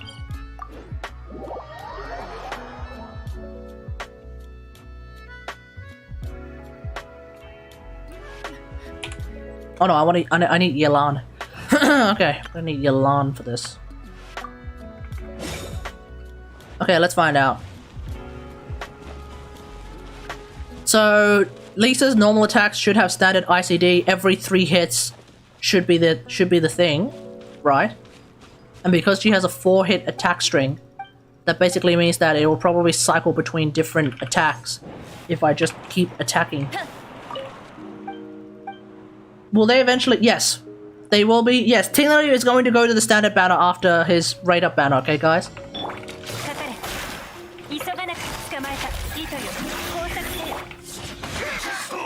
Okay, here we go. 1.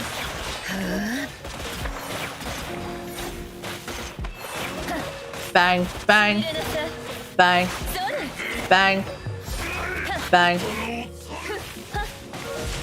Yeah, okay, so it's every...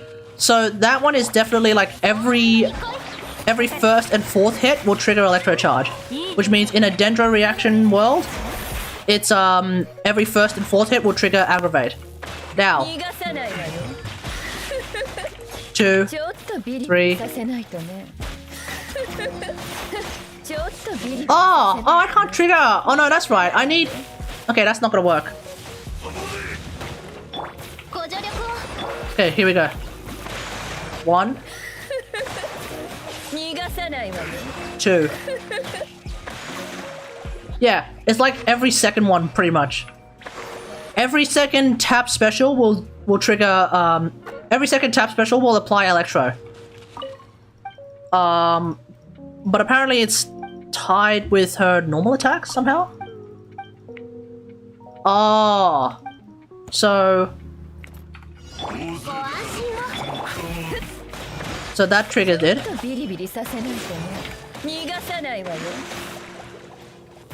So ICD was tied to reactions themselves?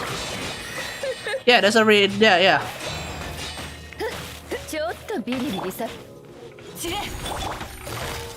Why did I just do that?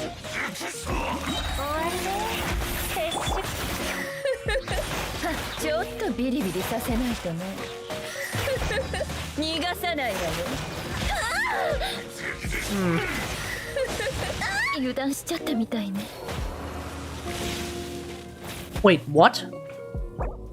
How did you die, Lisa? What the fuck was that? What the fuck was that?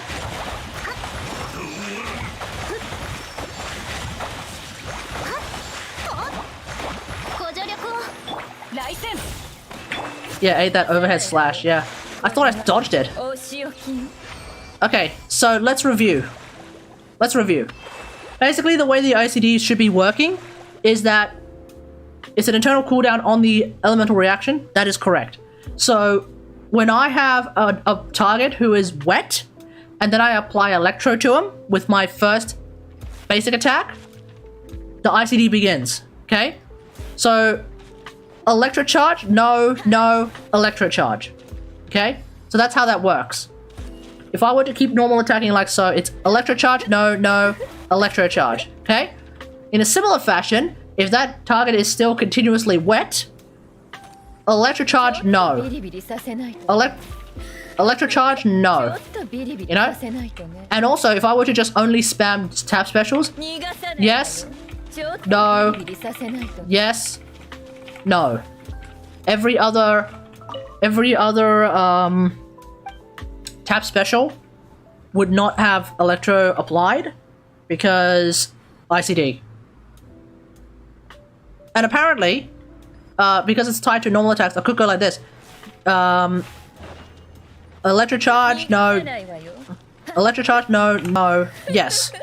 But potentially, Electro Charge, no, yes. With regards to Dendro, because it's a flat boost, I think... Straw Hat, hey, thanks for the $1 donation. How's it going, mate? How's it going? Good day? Good day to you, mate. Good day to you. So I think the idea is, so that's why I feel like the idea with running Aggravate Lisa, probably stick to normal attacks and maybe chuck in, if anything, you're probably better off, like... Actually, I wonder if that works. One. So start off. If you want to do like the maximum amount of damage per second, probably tap. 1 2 tap. 1 2 tap. 1 2 tap. 1 2 tap. 1 2 tap. 1 2 tap. That might be it. E after the fourth attack to cancel the attack backswing animation.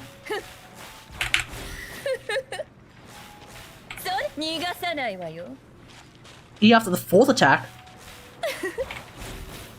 Yeah, you can use a tap special to right after you do your fourth attack, after you do the teleport and hit the fourth attack, you can then hit E to sort of animation cancel and do a tap special. That's why it's the 5-hit combo. It kind of turns into a bit of a machine gun, yeah. But that might be the idea. If you want the Dendro ICDs to affect specifically the tap special while still doing as much damage as you can, that might be the goal.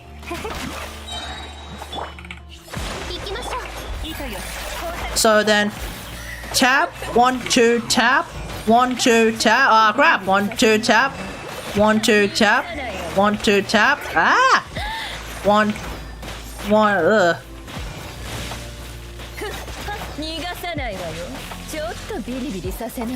Obviously, it doesn't really work that well with Yalan. Tap, 1 2 tap, 1 2 tap, 1 2 tap, 1 2 tap. Like, this will work a lot better with Aggravate and Electro. This will work a lot better with Aggravate and stuff because you don't lose the Quicken aura when you apply Electro after the Quicken aura, which is what makes it so much easier to play potentially. You know, that's what's gonna make Aggravate Lisa so much easier to play, because you don't need to continue to apply the aura. Whereas Electrocharge Lisa, you need to keep applying the aura for Electrocharge to happen, which is why it wasn't exactly working out just then. But since the Quicken aura is going to apparently stick around, hopefully, fingers fucking crossed, guys. Hopefully, as long as they don't change it after the beta, and the Quicken aura sticks around even after you apply Electro to it to trigger Aggravate, it'll be so much easier to do Aggravate Lisa. And that is why people are getting really, really excited about potentially playing like any Electro character, any Dedro character, and Fischl. Because then Fischl could just pop off. Because I think the idea is that Fischl's A4, Undone Be Thy Sinful Hex. Is that what it's called? Undone Be Thy Sinful Hex. I think that shit doesn't have ICDs. Which means she can do like extra quickens, like, sorry, she can do like extra aggravates, like she can do so many aggravates, it's insane. Which is why people are getting really, really excited to play Fischl, because her damage is just going to ramp up significantly, right? Meanwhile, I, obviously, being the Lisa main, I'm really, really excited to play with Lisa and see where we go from there. Lantern also has ICDs, by the way, but it is a separate set of ICDs, I think. It's not shared with her normal attacks, it's not shared with the tap special, which means, right? If I were to run like Lisa with, oh no. I should be able to do this.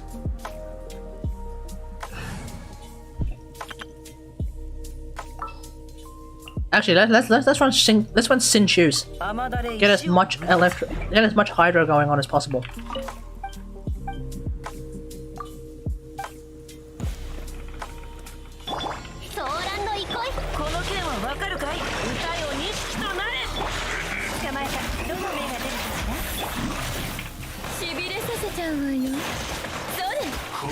I should be getting a lot of Electro Charge happening here. So long as I can provide enough Hydro to Masanori.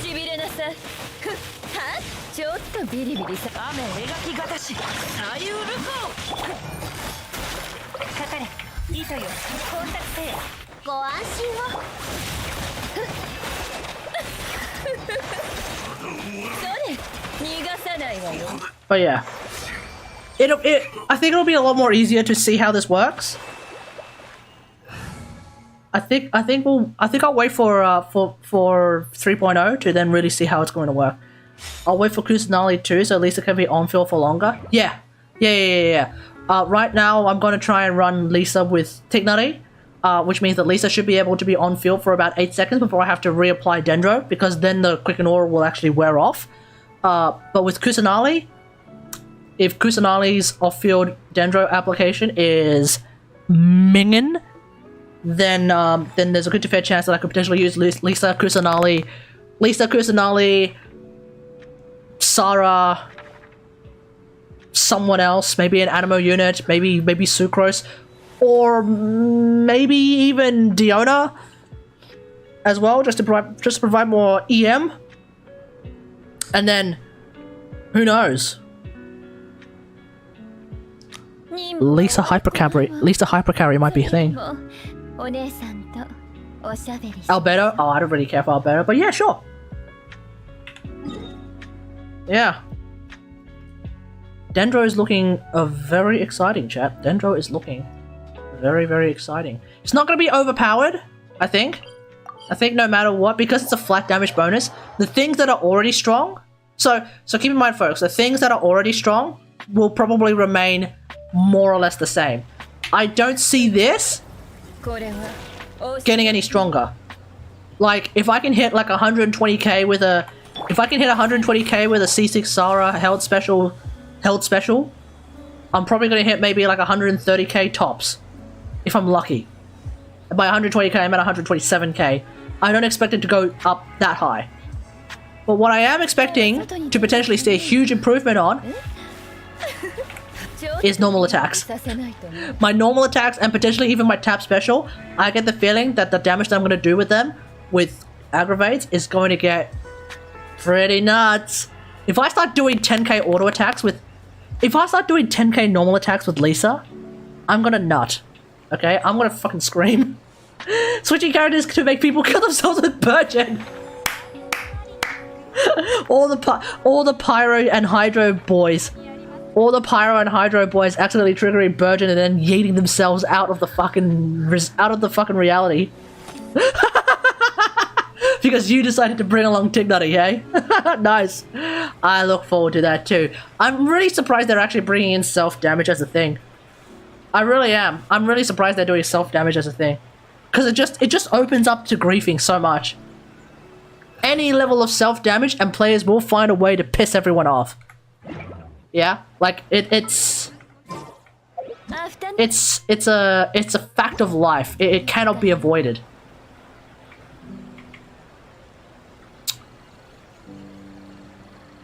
Anything to make Kogami more relevant? Yep.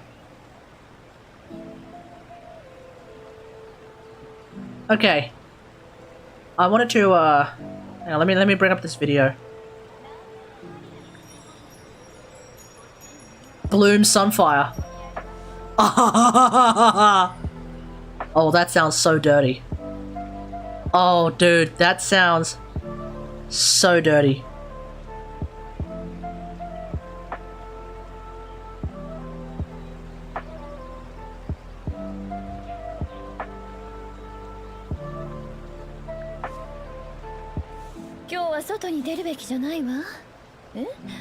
Anyway, what about okay?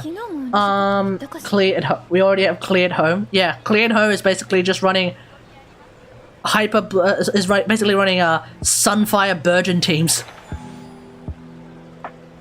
Sunfire Burgeon teams, man. That just sounds so disgusting. And yet, you just know people are going to try and run Sunfire Burgeon teams, and then they're just going to die. They're just going to get friggin' obliterated.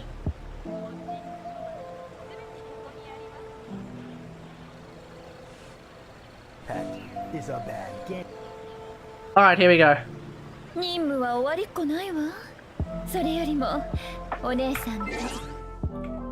Alright, so there's this video right here.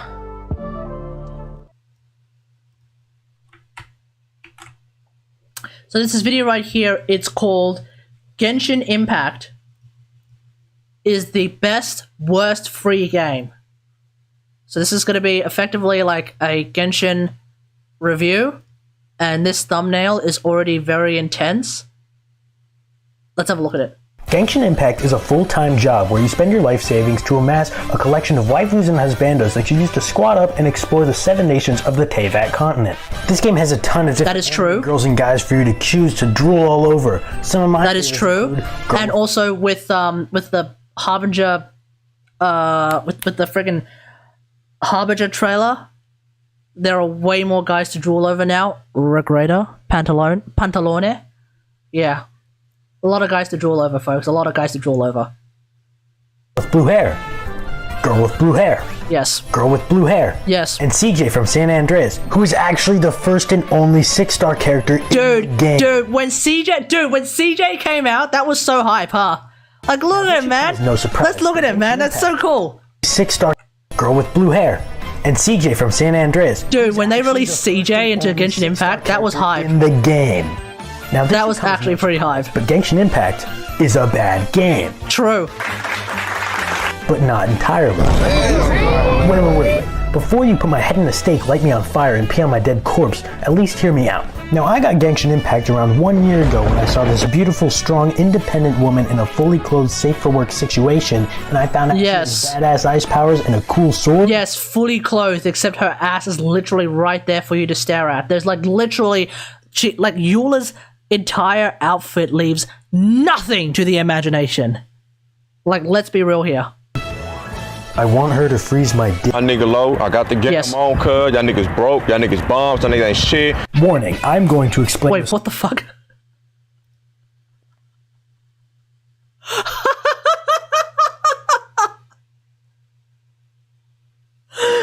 What? People are actually like paying pilgrimage to Amber's feet. Is that where we're at, chat? VR chat is full of degenerates. There, I said it. Shit. Warning, I'm going to explain the story very poorly because I downloaded this game to look at Mona's butt and listen to her moan while she climbs rocks. Huh. I gotta see. Huh. The rare Mona climber main. See, everyone is a Lisa climber main. But here we have a rare Mona climber main. Interesting. How very degenerate. Ooh. The first thing you do after installing And you got C2? is choose your gender. This decision, though, doesn't really matter at all because the Traveler is absolute donkey bongs and you're never gonna use them. True. Well, hold on.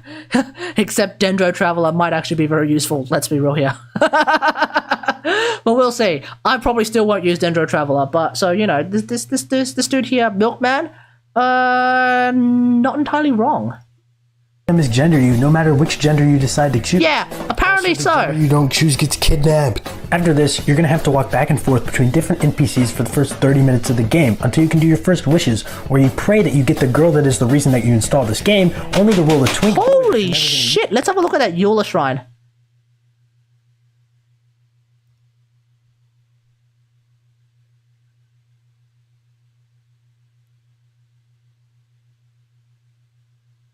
Impressive. Most impressive. Maybe it's time I need to step up my game and actually make a Lisa shrine. You get the girl that is the reason that you install this game, only to roll a twink boy that you're not gonna use. Yeah, that moment when you're trying to get Eula and you're getting Sing Chus instead. Who cares? Who cares at this point? Doesn't matter if he's like one of the most meta characters in the game. Who cares? You don't play this game to get Sing Chu. You play this game to get Mona and Eula and Lisa and Raiden Shogun and Yae Miko and Yelan.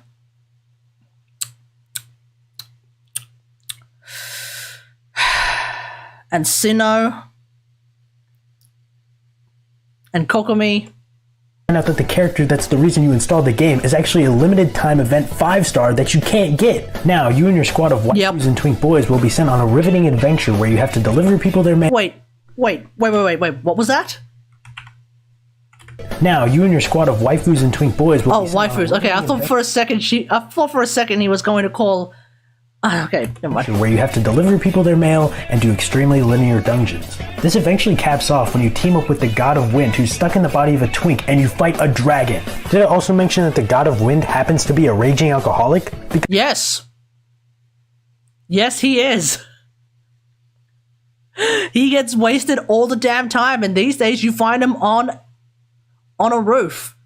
He looking hella suicidal, but he ain't, I think. Because he is. Once this is all finished and you save the entirety of Monster... I mean, to be fair, it doesn't help that, like, half of the friggin' Mondstadt cast are also alcoholics. You got Deluke, who, like, basically runs a friggin' wine cellar. He runs a vineyard. You've got Kaya, who is also an alcoholic. Rosaria is supposed to be a nun assassin who does the least nun thing you could think of and drinks, right? Diona runs a bar. She pretty much is pissed off with the fact that everyone in Mondstadt is a drinker. Lisa is apparently also a drinker, according to Diona, right? Noelle doesn't drink because she's a good girl, right?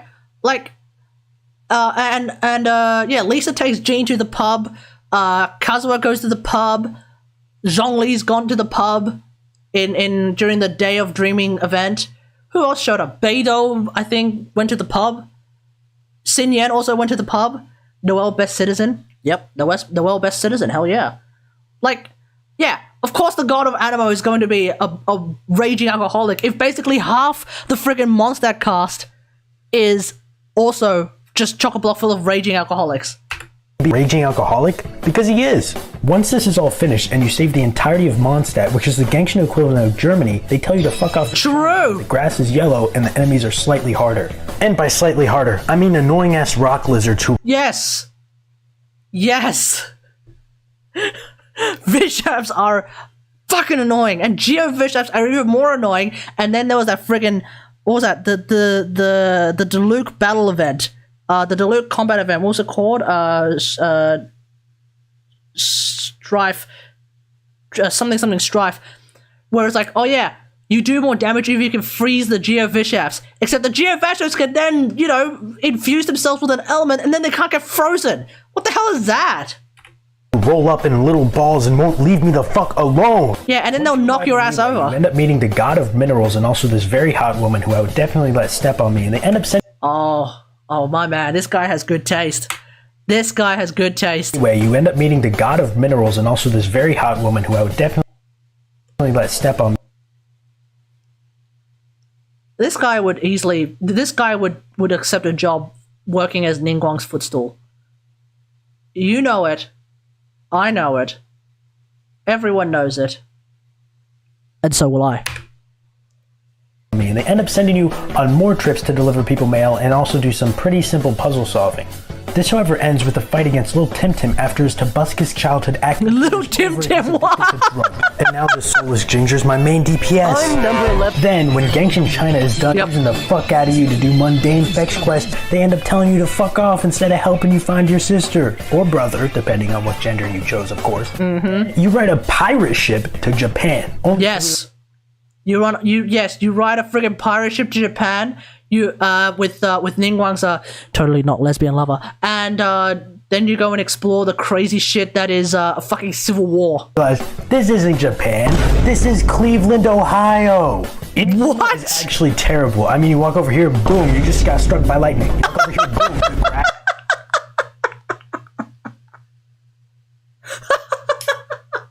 Yes, because when you haven't become friendship level 10 with the Raiden Shogun yet, you will get your ass struck by lightning during cutscenes. That is true. Does damage to you? Walk over here. Yes. You just started the third impact and everyone is turning into orange juice. What the fuck is happening? Exploring Ina's What the fuck was that? Different from the other regions. This one has a bunch of areas that are locked off until later in the main story, and also it's just a lot more imbalanced and a lot more bananas. Also, yes. You get a little boat and you ride it from island to island. It's just like One Piece. This region ends with a boss fight against Raiden. No, not that one, you dingus. This one with a boob sword. A woogie. Yes. Now that you've completed... Who also fucking murked Signora. One-shotted her ass, and yet Signora remains still huffing that hopium and copium, thinking, "Yep, no, the Seniori's coming back, guys. If you watch the Fatui trailer, she's coming back. She's coming back." She's not coming back, Chad. She's not coming back. Will consist of logging on every day to clean up leaves. Yes, riveting game. He's already reached the end game. Oh, wonderful. Yeah, he's already reached end game in Genshin Impact as we all wait for Sumeru. What are we doing, folks? Sweeping leaves. First off, we've got the combat. The combat in this game is smooth as fuck and crisper than a hot mama on a Sunday afternoon. What does that even mean? What? To start off, there's 7 different elements in every character in the game. Okay, no. This was made in August 19th. What does that even mean? What? To start off, there's 7 different... Nope, there's only 6 different elements. Dendro hasn't come out yet, Chad. Dendro hasn't come out yet. You can only go up against like Dendro Slimes and maybe Dendro Sabotails who will burn your ass to the ground.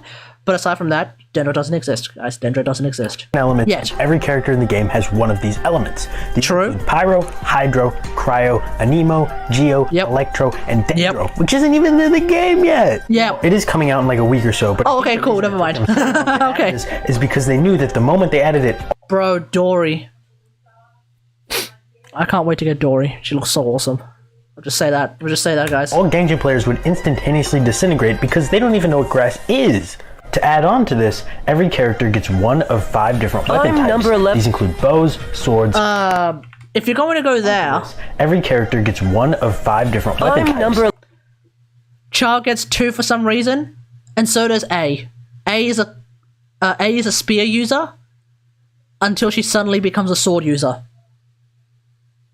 Because that's what A is. She is both a spear and sword user.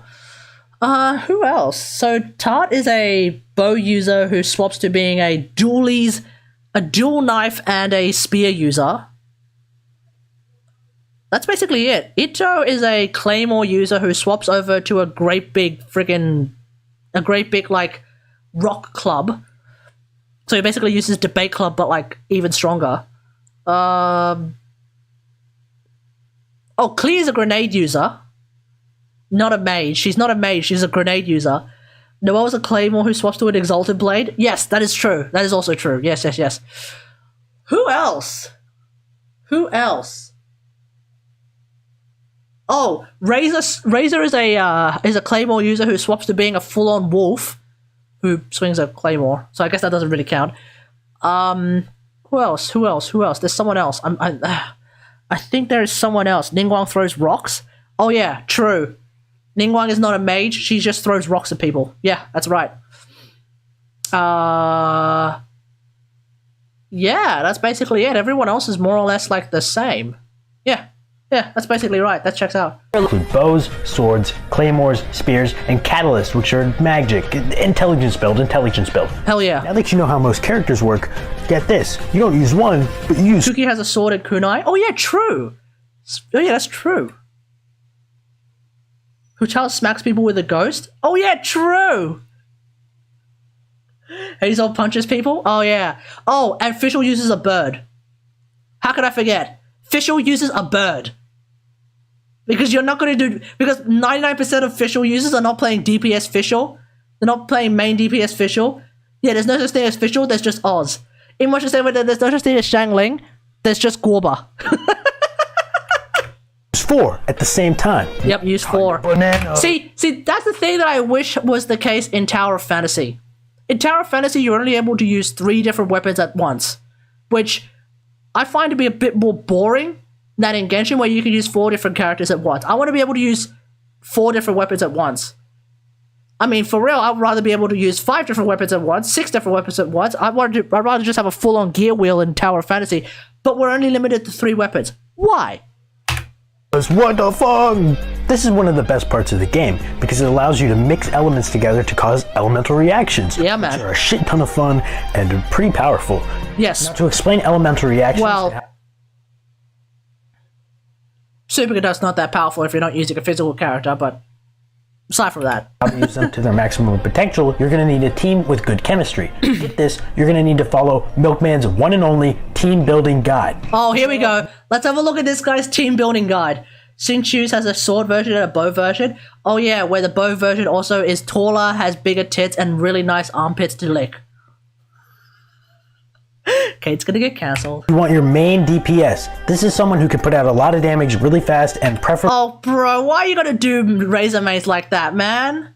Also, what? Noelle and Ningguang C tier? Wait, I'm sorry, Noelle, Ningguang, and Yanfei C tier? What kind of bullshit is this? Come on, dude. No. They're A tier. They are A tier 100%, okay? They're A tier 100%. You put D-Luke in B tier, but you put Yanfei in C tier? Nah, that's bullshit, dude. That's bullshit. Preferably, you want them to be hot because you're going to have to look at them for the most amount of time. Wait. Hold on. Let's listen to what he actually said, because maybe I missed something. God. To start off, you want your main DPS. This is someone who can put out a lot of damage really fast, and preferably you want them to be hot because you're going to have to look at them for the most amount of time. True. If anything, I would put way more weighting on them being hot over them doing damage, because here's the thing. Everyone can do a lot of damage. Everyone can do a lot of damage. All you need to do is invest. So if everyone can do a lot of damage as long as you invest, the only thing that you can't change is how hot they look. That's why I ain't finna be a DPS Benny main. Because I think Benny looks like a schmuck. Hell, I'm not even going to use Benny. But if you want to be a Xiao main because you think Xiao looks fantastic, good. Do it. You believe in skins? We'll see. Hey, D-Luke suddenly became much more interesting to play because he got a skin.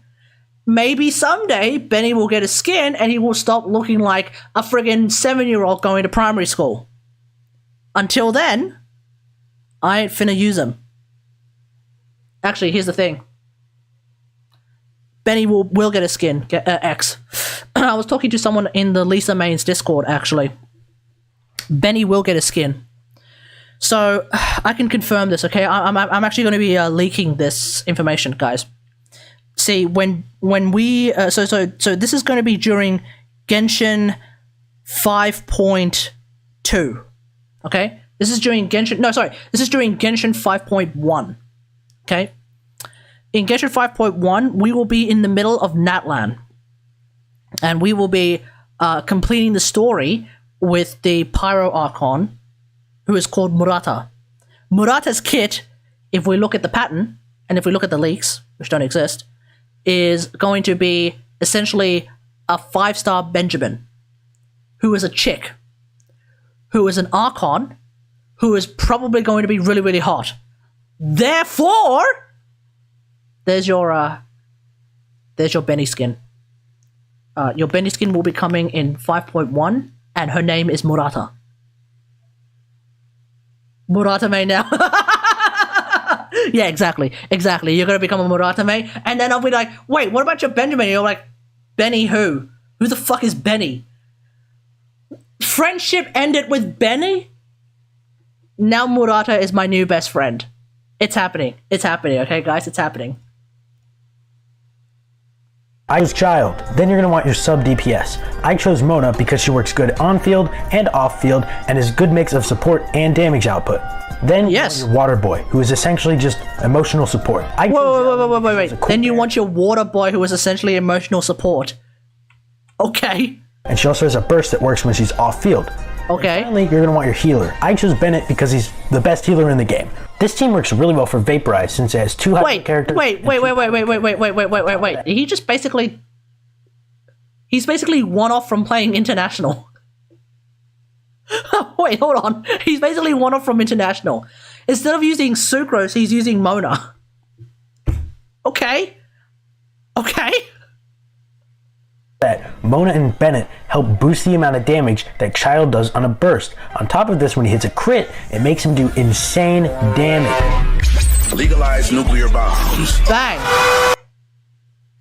Shit. A 1 million hit. Nice. I like that. To get to this point where you can mix ice and fire and wind together to cause nuclear explosions, you really need to build up your characters on your team to maximize their combat potential. But to do this is super resource heavy, which is a good strength for the game, but also a major weakness. And I'm gonna talk Oh my fucking god. Like, yes. Stronger? Yes. Oh my god. If anyone was paying attention to me trying to level up Amenoma Kageuchi. It took an entire week to farm all the resources in the form of the friggin' weapon crystals. To make the weapon crystals, rather. So that I had enough weapon crystals to level 90 Amenoma Kageuchi. Which I then kind of vaguely use with Ayaka, because I kind of vaguely use Ayaka in the first place. Oh god. It takes so long! And then Tigno is coming! It's gonna take me about a week! There's a lot of ways you can do it. You can level up your character, you can level up your weapons, you can level up your talents, which is basically like your ultimate and your passives and your fucking Apex abilities, Overwatch abilities, you know what I'm talking about. That's a lot of things you need to level up. And you need 5 million Mora. Really? Wait, hold on, what? Wait, what is this calculation? Eula, Ascension, and Talent Material XP books Mora costs. Okay, so to level her up... Right, so to level her up, you need... Wait, you only need 500,000 of Mora? I thought you needed more than that. And then to level her up... Oh, okay. And to level up all 3 of her talents... Yeah, you need 500,000 Mora. That's about right. Yeah, that's about right. You need 500,000 Mora. Sorry, what am I saying? You need 5 million Mora. Yeah, because there's like 700,000 just to do crowning. And then there's all that other stuff afterwards. Yeah, that's about right. These things are not cheap, which does make it feel so much more rewarding when you finally build up a team. In other words, chat, in other words...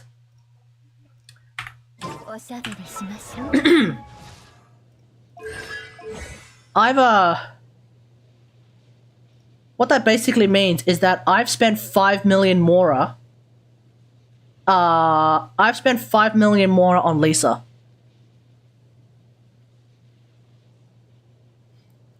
Ten 910 Ganyu took 7.4 million or so. That seems a little bit high, X. That seems a little bit high. But yeah, apparently I've spent 5 million more on Lisa. No regrets.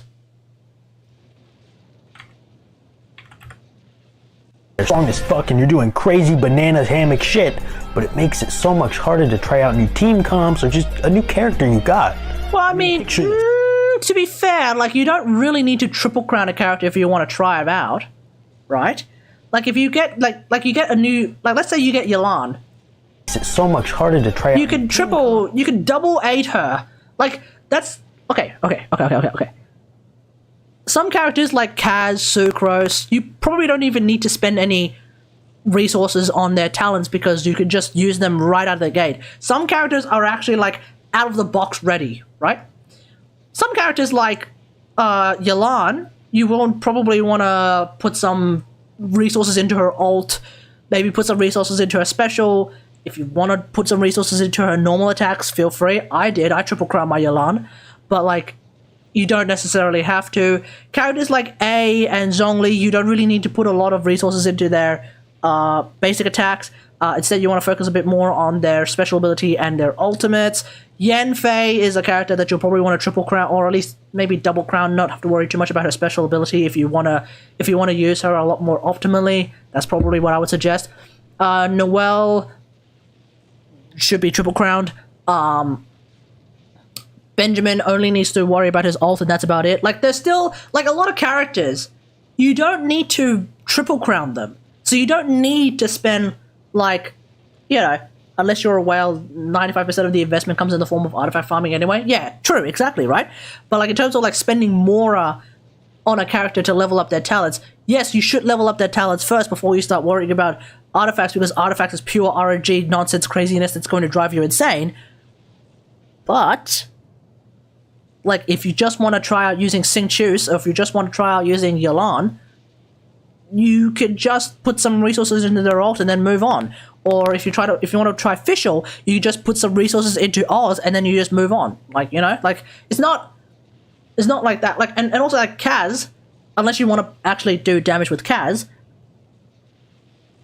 for the main purpose that a lot of Kaz is for, which is like buffing the crap out of your team, he's ready right out of the box. Just get him up to level 70, he's ready right out of the box.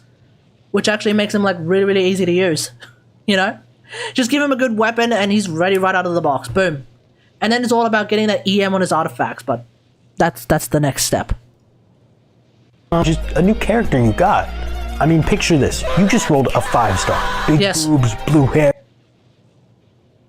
Am I gonna get banned off Twitch for this? God damn. But you can't even use them because they're level 1, and everything in your world is like level 80. So you need Yes. to level them up to be able to use them, and it ended up taking like 3 weeks to build them up to even be usable. That sucks. Like I said, it doesn't exactly take that. It won't take 3 weeks to make them usable. Just slap on a few artifacts and then go from there. If you want them to be optimal, then it'll take 3 weeks. Scratch that, it'll take 5 years. But like until then, you can, you know, sort of figure it out. When are they going to add a 5-star Geo to the standard banner? They did. It's called doing the Noel beginners banner. If you get the Noel beginners banner, you're on your way to getting a 5-star Geo unit from the standard banner. All you gotta do now is just get C6 Noel. Boom, there's your 5-star.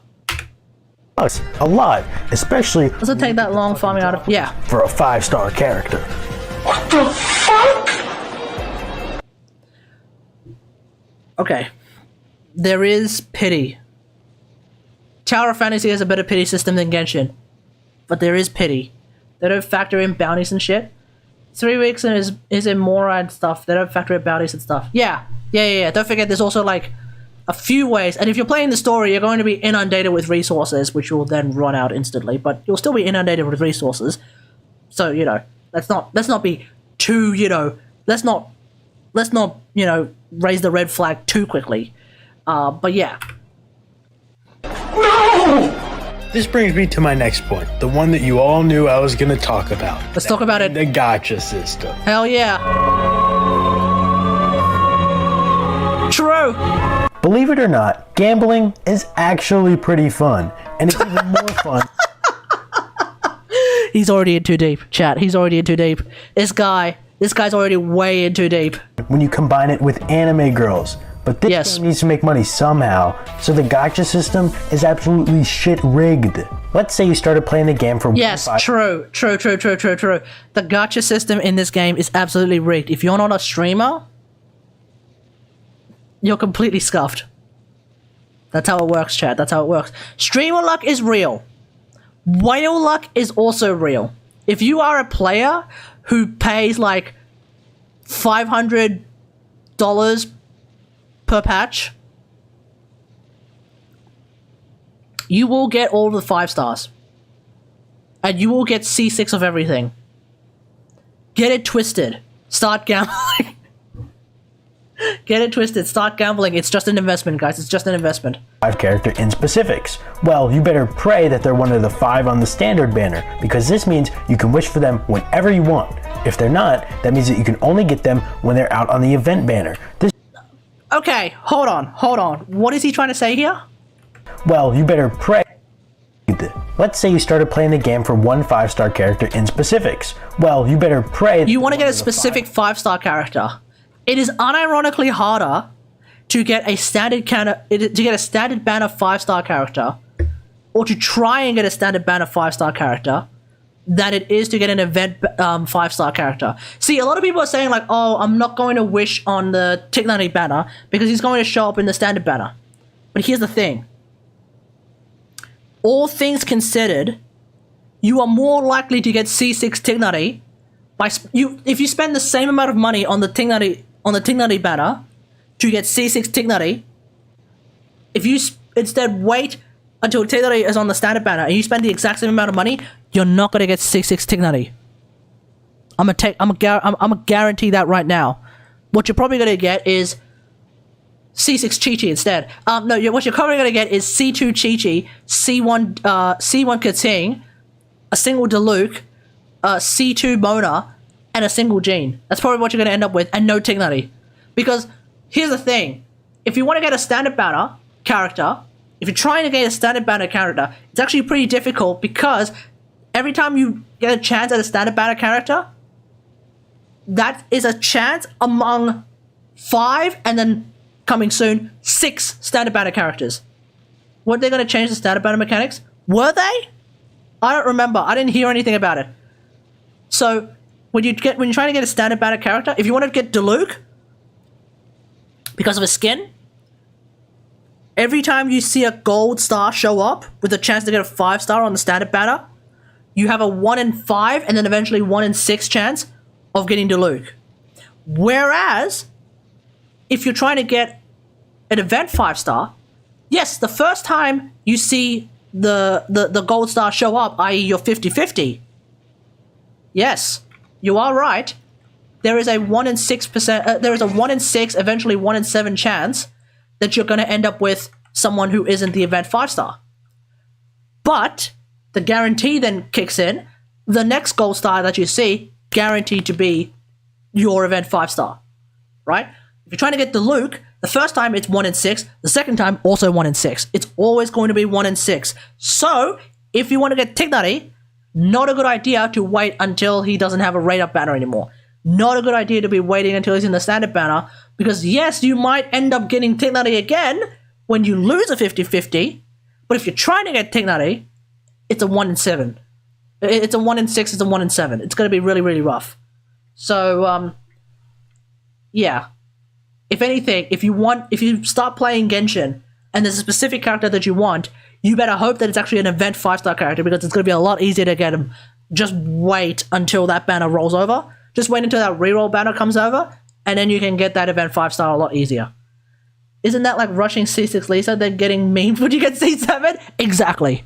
Exactly. I don't know. Kategari's competing with GeoDaddy. Get out that credit card, Kennesaw. It's time to start wailing on both of them, mate. It's time to start wailing on both of them. Get it twisted. Start gambling. This means you can wish for them whenever you want. If they're not, that means that you can only get them when they're out on the event banner. That is true. Lasts for like 30 days or so, and 20 days. This time they still have the 0.6 chance to get them. But when you get that 0.6 chance of getting a 5-star, there's a 50-50 on whether you get the event or you just get a standard 5-star character instead of them. Yes, but also don't forget the pity system. When you start reaching to like the 70th wish, that's when like you have a much more of a higher chance of getting a 5-star. To be honest, I'd rather have this system than Tower of Fantasy. How so? I feel like the Tower of Fantasy system is a lot better. Because like the Tower of Fantasy system, so the thing about Tower of Fantasy that I like is that first off, the hard pity cap is lower. Secondly, building pity is not detrimental in Tower of Fantasy. See, in Tower of Fantasy, if you get a 5-star, your pity system doesn't just suddenly reset. In Genshin, it does reset. So that's why building pity in Genshin, not necessarily a good idea. You might end up with a 5-star that you don't want, or in my case, you might end up with C1 Ayaka and not get a single fucking Sayu constellation. So that's a thing.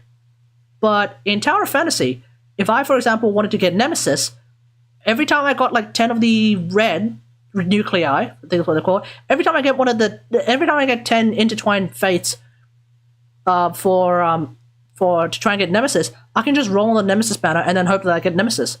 If I don't get Nemesis, then cool. If I get a 5-star and it's not Nemesis, cool. I'll just keep going. You know? If I do get Nemesis, cool. Because then on the 80th pull, I have a chance of getting Nemesis again. So to put that in context, let's say, for example, I really wanted to get Yaimiko. And I managed to get Yaimiko on my 60th pull. Not even that. I managed to get Yaimiko on my 50th pull. Then at that point, I'd be like, right now in Genshin, I'd be like, okay, time to stop. Right? Because we don't want to build pity, we don't want to do all kind of crazy shit. But if this was using the Tower of Fantasy method, well, then maybe I would think, well, we're getting towards the 90 mark. Let's keep going. Maybe I'll get C1 Yaimiko in approximately 50 pulls. We don't know. But yeah, that's basically how it works. Gotta love the posts where people go, I was building pity and I got XYZ. Yeah, exactly, right? That's not going to be a thing in Tower of Fantasy. Not really. Because when you're building pity in Tower of Fantasy and you get another 5-star, that's actually a bonus. That's not detrimental. Maybe you won't get the 5-star that you want, but you're not losing anything aside from your money. You're not losing anything. Erroneous decisions should be punished. Fair enough.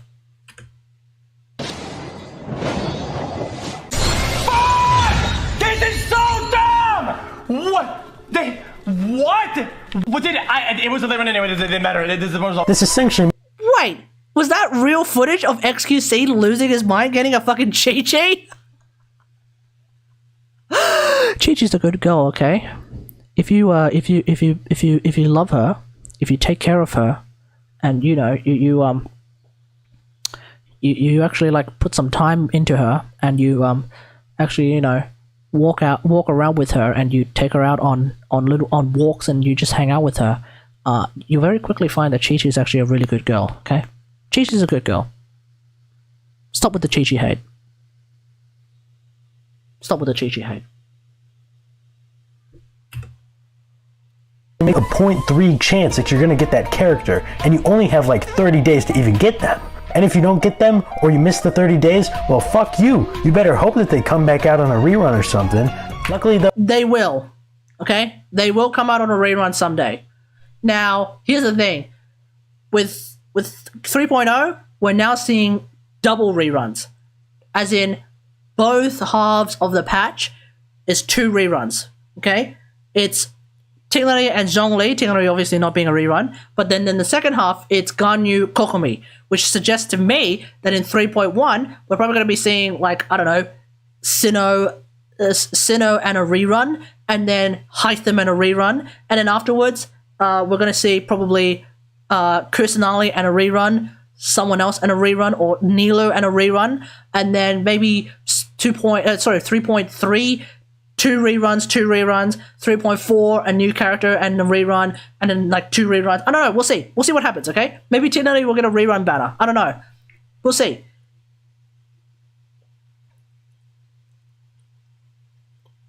Also, she doesn't generate energy. Yeah, obviously those are the reasons why people don't like her. But she's a good girl. Okay? She's a good girl. She's trying to do her best. She's a fucking zombie who doesn't remember half the things that she's trying to remember, okay? Listen, Chi-Chi's trying to do her best, okay?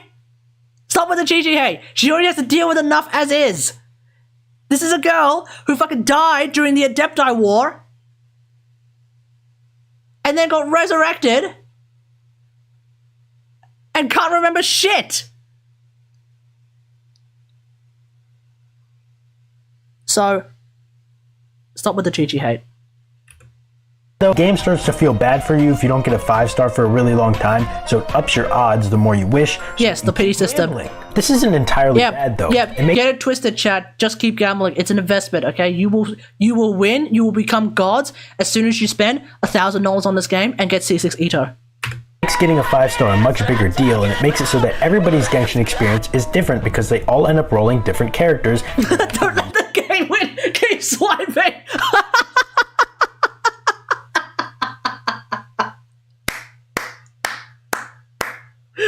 Yeah, that's right, chat. Because if you try to get C6 Xiao and you only stop at C4 Xiao, you're not winning. You've actually let Hoyoverse win. You've actually let Hoyoverse step on you. You could have kept swiping and gotten C6 Xiao. Instead, you decided to stop swiping and stop at C4 Xiao. Didn't your mother tell you not to get stepped on like that? Come on, guys. Bring out that credit card and keep on going. Keep on doing it, man. Keep on doing it. Teams, you get what you get, and you gotta end up making it as useful as you can. Yep. Unless you have a shit ton of money, when in that case you can do whatever you want, but that's not really fun. Kind of just like life. Yes, so true. Capitalism. What a fucking ride. Distinctions of real life. This game runs by a live service model, or as I like to call it, being unfinished. This essentially means that as time goes on, the game will continuously be adding new content. Whether that's new anime girls and guys for you to spend all your money on, new weapons for you to spend all your money on, new artifacts for you to grind all your fucking time away on, or new areas that Okay, to be fair, you don't grind all your time away on artifacts, you grind all of your 5 minutes away every day on artifacts, okay? Let's be real here. You don't grind all of your time away, okay? C2 Rider makes the game way too easy. That's why I stopped at C0. I'd spent all the money that I saved not getting into C2 Raiden. I'll get you see what Kokomi. completely suck banana butts and are super imbalanced. Because of this, as time goes on, a lot of problems are starting to reveal. Still gonna try to snipe that engulfing though? Oh no, X. Yeah, okay. As soon as you start talking about like trying to get a weapon, in too deep. Way in too deep. And I should know. I have Kagaras and I have Redhorn Stone Thresher. I should know. Watch him get C2 and engulfing on her rerun. No, he's already got C2, mate. X already has C2. Now he's trying to get engulfing. Creep that's been going on, as well as the fact that players are becoming. Oh, he's talking about me? Oh, wait, are you talking about me? Oh, you reckon I'm gonna get engulfing at C2?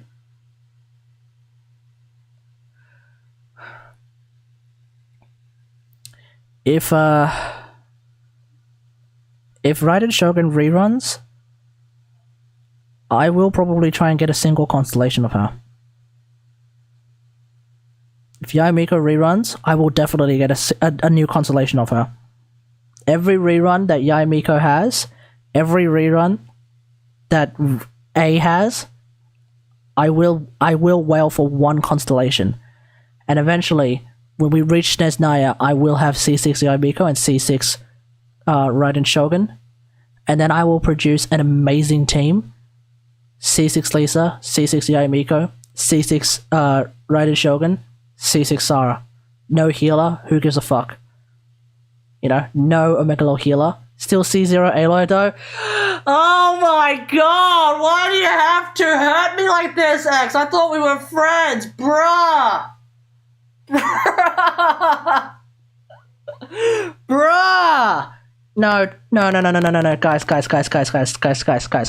guys, listen. If a Thunderjaw is coming to Sumeru as an enemy type, we're getting Aloy constellations in Sumeru, okay guys? We're getting Aloy constellations in Sumeru. Trust. Folks, listen, the plan, it makes sense, okay guys? It's going to happen, okay? Aloy is finally getting her constellations with Genshin 3.0, and that is why Sumeru is going to be the best expansion this game has ever seen, okay?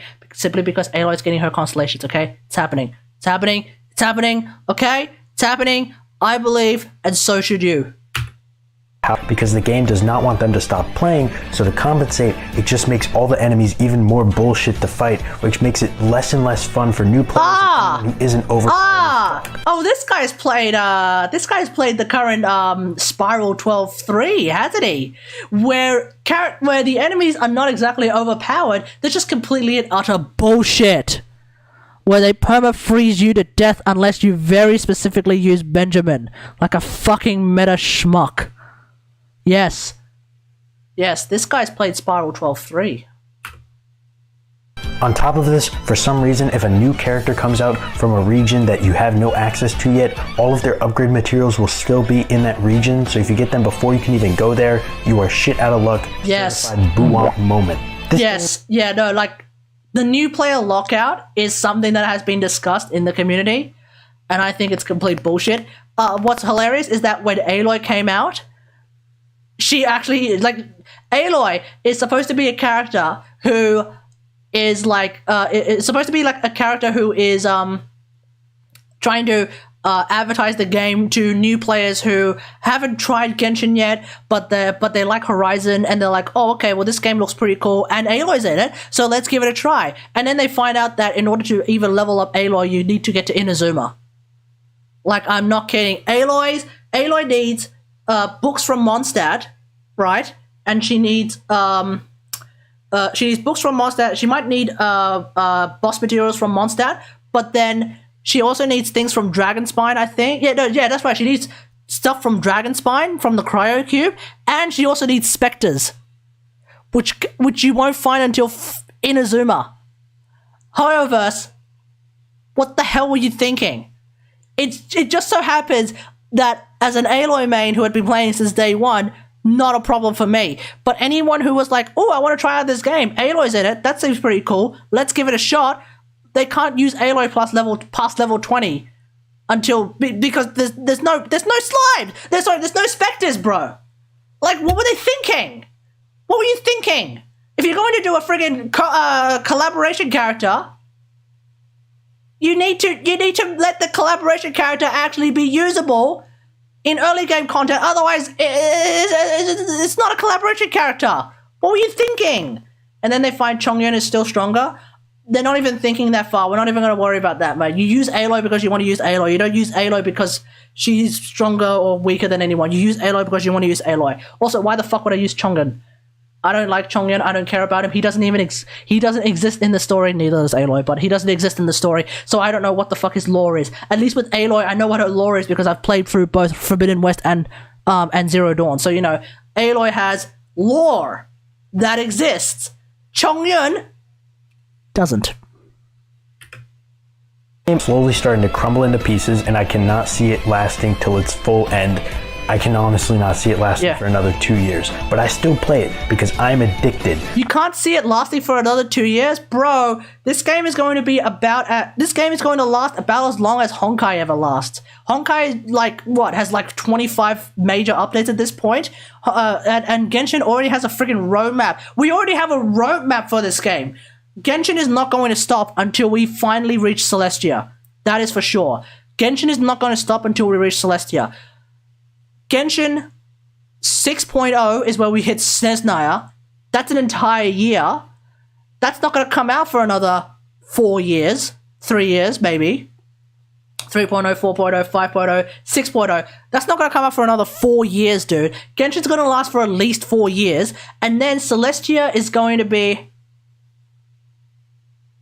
No longer it's an image on the sky. Yeah, now it's a 3D object. Who knows? Yeah, actually, you know what? Yeah, you might be right. We might be hitting Celestia even earlier than that. At least to visit and to maybe do some shit. I don't know. But, like, we will hit Snezhnaya in Genshin 6.0, which is 4 years from now. And then we'll probably really hit Kanria in Genshin 7.0, which is 5 years from now. And all throughout that time, we'll probably be hitting Celestia, like, every so often. But, like, look, this game is going to last way more than 2 years, dude. Warframe has lasted for 10 years. And I'm going to tell you this right now. I don't think Warframe had nearly as concrete of a roadmap as Genshin did.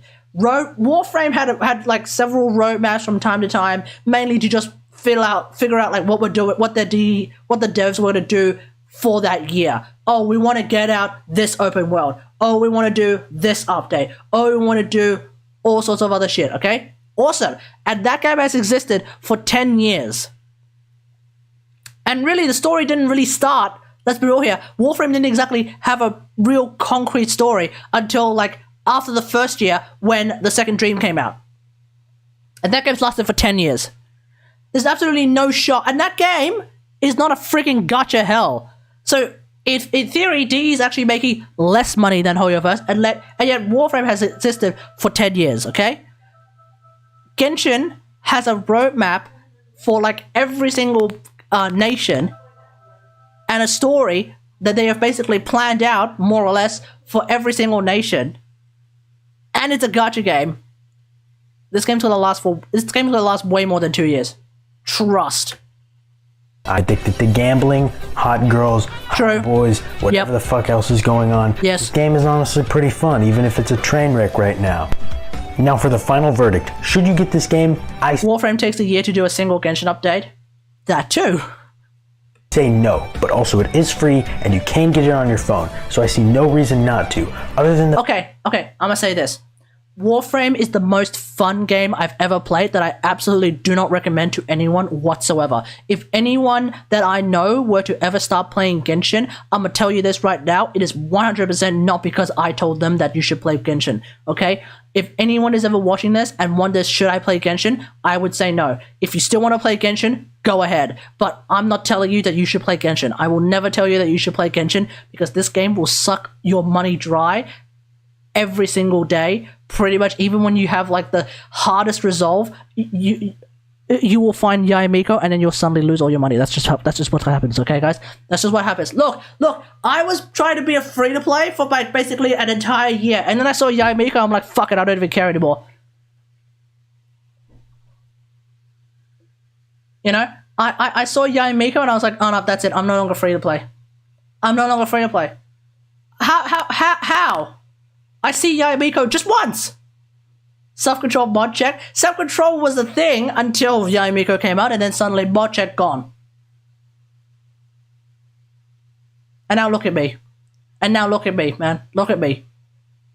I work 9 to 5. I work 9 to 6 every day. I work 9 to 6 Monday to Friday. Just so I can spend enough. Just so I can try and get C6 Lisa. Or I did try to get C6 Lisa. I work 9 to 6 every day. Waiting for the next, Yeah, and now I'm committed to one constellation on A and Yae Miko every run. And so you know what that means, right? If A and Yae Miko are on the same banner, I'm broke. I'm basically broke for the entire month. The entire month, I'm bankrupt. You know, that's it. So if anything, Hoyoverse, it would be financially wise to spread it out. Don't just slap both cheeks at the same time. Spread them out. You'll be selling your soul to China, you'll lose all dignity, and no one will have any respect for you any longer. True. And that, go ahead. I mean, it's got some good moments. Yeah, true. Game sometimes. Okay, now like the video, subscribe, hit the bell. Well, yeah, well, when it's not the friggin', you know, when it's not a friggin' event where you're just trying to put cogs on a goddamn painting, yeah, then you have some good stuff. Didn't you spend a lot pre-Miko as well? Yeah, and I did attempt to get Zhongli. But by then I already saw Miku. Sorry, I already saw Miko. That's the thing, guys. Yeah, as soon as I saw Yae Miko, that's why I was like, oh fuck, okay, that's it. Time to get yeah, and they can share Sarah on their banner. Same banner makes sense though. I think the first Yae Miko banner didn't even have Sarah on it because afterwards it was the Raiden Shogun Kokumi banner, which had Sarah on it. You spent more on Clee than Miko IMO? No, that's false, Gasty How. Because during the Yae Miko banner, I lost two 50-50s. Sorry, on the Yae Miko banner, I also tried to get Kagura's Verity.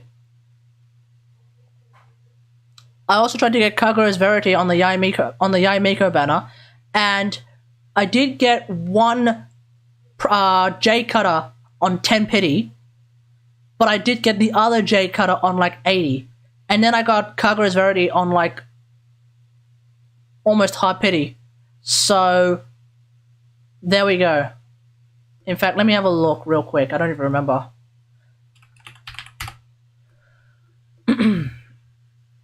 You're forgetting that during the Yae Miko banner, I spent on the on Kagura. So Kagura. Oh no, that's right. Oh no, never mind. 56 on the first J Cutter, 10 on the second J Cutter, and then 25 on Kagura's. Oh, okay, there we go. Yeah. You're forgetting that I actually spent on the Kagura's banner as well. So if anything, I spent about the same, if not more, on the Kazuha banner.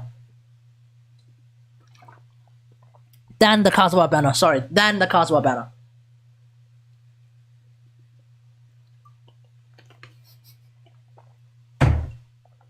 J Cutter at level 90 is about the same amount of crit that Kate has on his average character. True. But yeah, there we go. This was a good video. Send a video to your mom so I can get all the money. I can get all the money so I can get Yellen on a rerun. Let's go. Oh, dude, the Yelan rerun is going to be pretty hype, eh? Like, not as hype as the Kazuha. Actually, I wonder.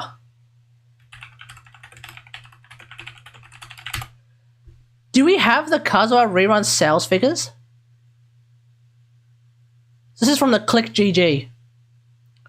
Kazuha rerun sales banner sales numbers.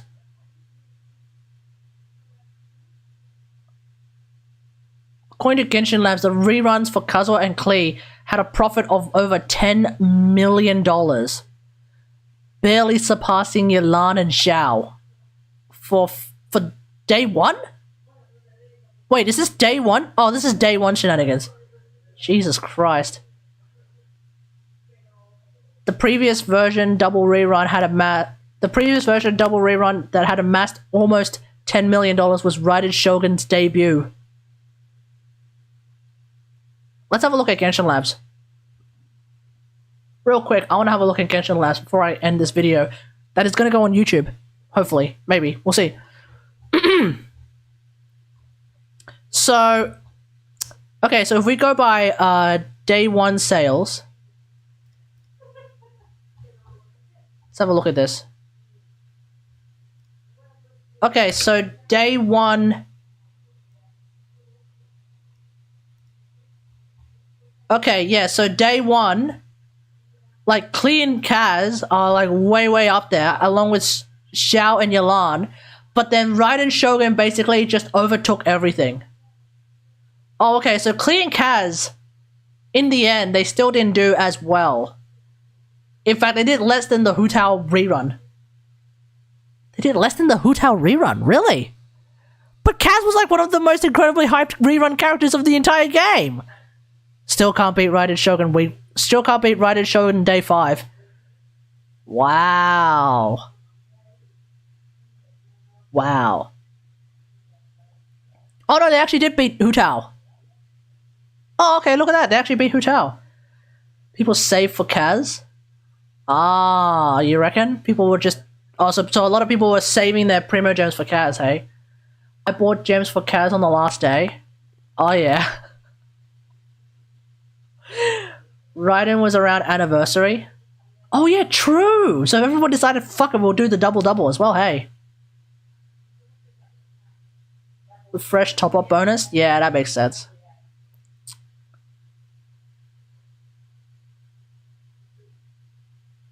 Okay, let's have a look on, so if we go on, like, the very end. So if we go to the very end, as of right now, the Ayaka Eternal banner obviously being the most high-grossing. You see how they timed the 3.1 update? Oh! Oh, because they want Kusanali to suddenly be, like, the most sought-after character. They want Kusanali to suddenly be, like, the most paid-for character, huh? Because because it's Dendro Archon Anniversary. Let's go. Well then. Let's see what happens. Hey, chat. Let's see if Kusanali plus Anniversary update, i.e. What is it? Refresh top-up bonus refresh.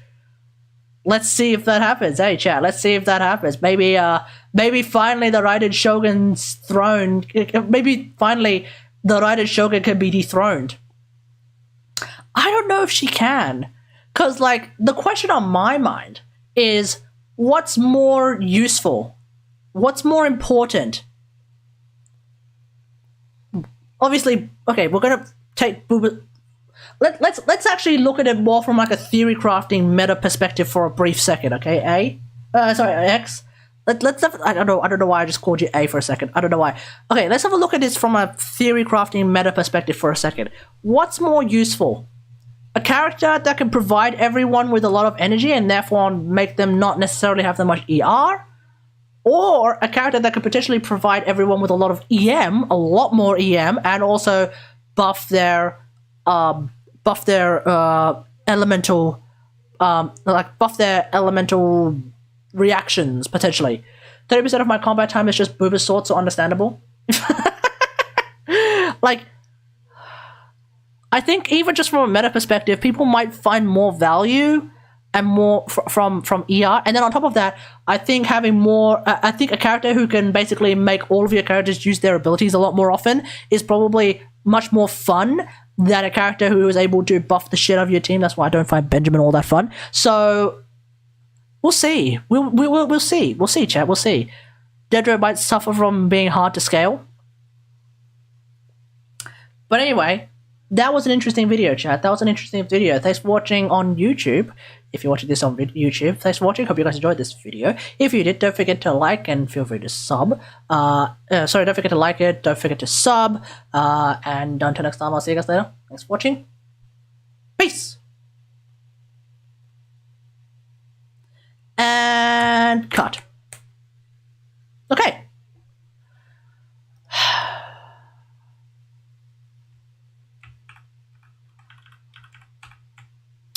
Do I want to jump on Tower of Fantasy? Or do I want to maybe have a chance of having a good night's sleep?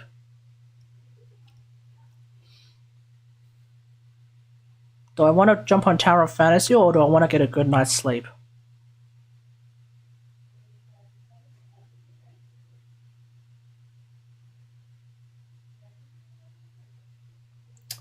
There's only one answer to that question.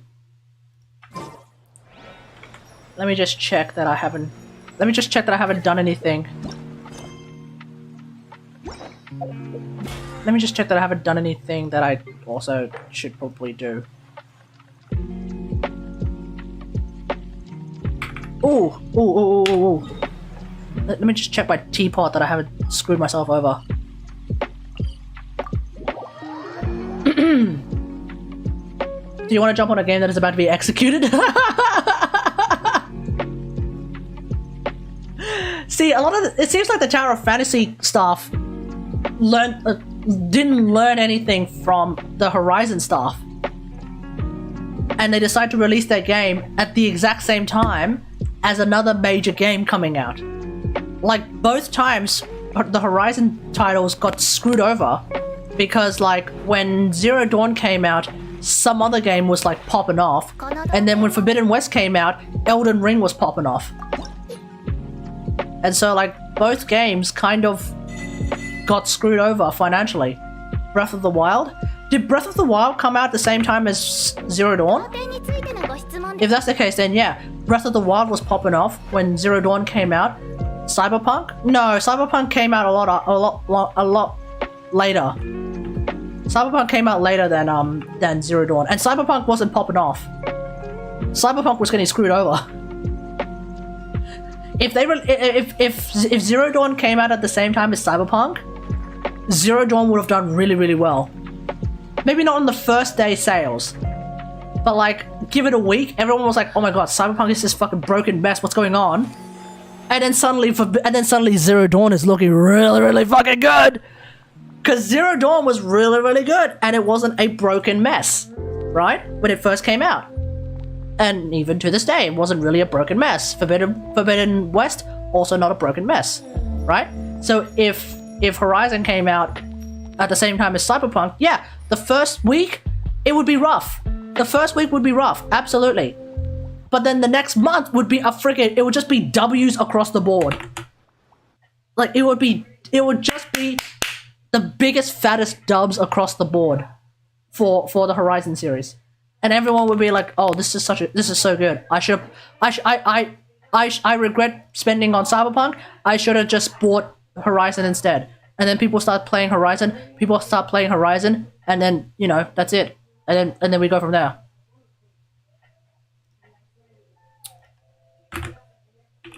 Tower of Fantasy, on the other hand, the only way Tower of Fantasy can survive at this point, right? Oh shit! Asmongold actually reacted to the Soulframe trailer. Chat. Let's watch that. I'm not gonna put a reaction on YouTube for it, but let's watch Asmon react to Soulframe. Soulframe reveal trailer. Here we go. Oh, bro, why are you watching the fucking GameSpot version? Whatever.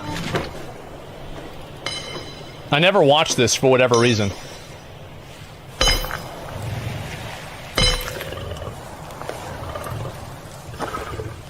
See, it did not occur to me that this was actually meant to be a spin-off game. I actually thought this was Warframe. It began as song. So it's like a fantasy MMO, okay. Solemn. I'm gonna load up ToF in the background. They that heard came hollow, fallen.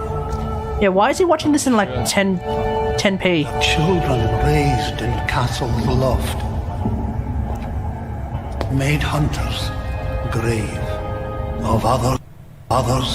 Oh, there we go. Why was this the scene that everybody started reminding me to do 1080p on? Like, nobody said that about the first scene. What's going on, guys? Hey man, we gotta appreciate these artists, you know, 4K textures of his ass, obviously. Remember this. See, I was really worried that they were gonna show cock. Or a family. Got him. Okay. See, at that point, I thought this was like some sort of like bizarre Gara trailer for like Gara Prime, a Warframe that already exists. Yet beyond the pale of Odin's sky live verdant fields of rain and wild, where omen beasts of Alka's lost. Remember Is that his mount? until Essentially, Actually, yes. he's naked. This No, is it's not. It's not his mount. I think that's meant to be his pet, right? Like I'm looking forward to Soulframe. I'm looking forward to giving it a try at least. It's gonna be free, right? I'm assuming it's gonna be free, so it should be easy enough to try it out and then see how we go with that. Obviously, I'm not really a Dark Souls. I'm not really a. Oh wait, no, this is not really a Dark Souls game at all, is it? And look at that ass.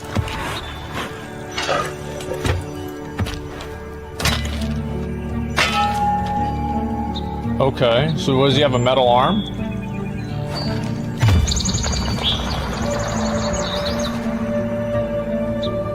See, I really thought this was a Warframe trailer. And I thought this was like a Plains of Eidolon expansion for a bit. And then I figured like, okay, this guy's an operator. It's not. He's not.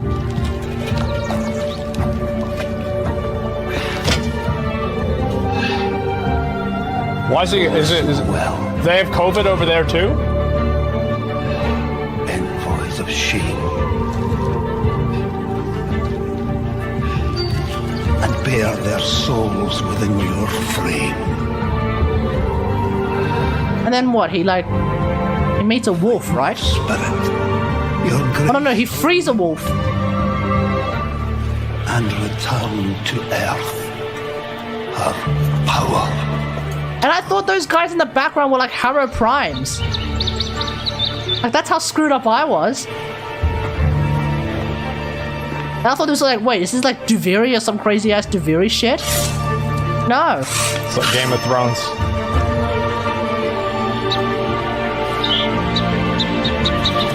And I see that blue ass arm, and I'm like, wait, he's an Orokin. So badass in Game of Thrones. Holy shit.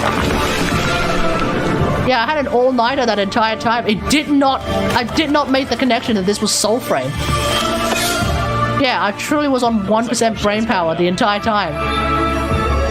I thought like, wait, I was looking at this, I was like, wait, is this like new operator gameplay? Cause that's dope, you know? Like we've already seen the Drifter use a bow, so it did not, so I thought like, oh yeah, sure, this is gonna be like Drifter gameplay where you get to use a sword now. That makes sense to me, man. Which scene? Oh no, it reminded me a lot of the scene with Sir Arthur Dane, like walking up and like you could see. Oh, Dawn, Arthur which is Dane, the yeah, sword. yeah, yeah, the Sword of the Morn. He walked up and everybody. Sword of the turned Morning, around and yeah. were like, oh fuck, right? That's what it was. Yeah, that's what it reminded me of. And then these three guys get completely fucked up.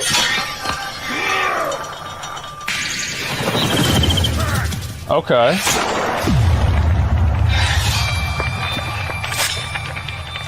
Is this like bullet time or something like that, or what? Fucking corroded his ass, man.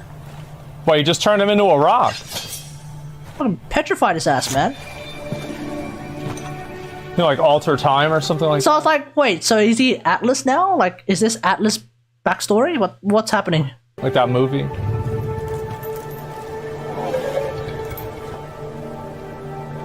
It's a time sword? Yeah, exactly.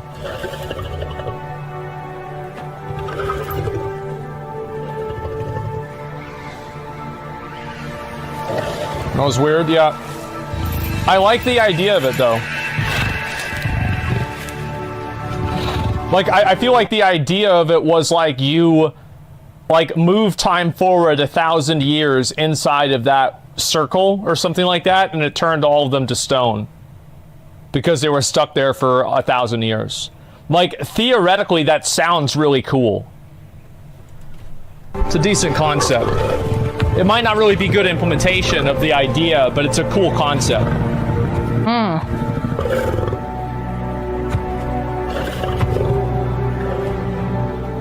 But yeah, I'm looking forward to this game, really.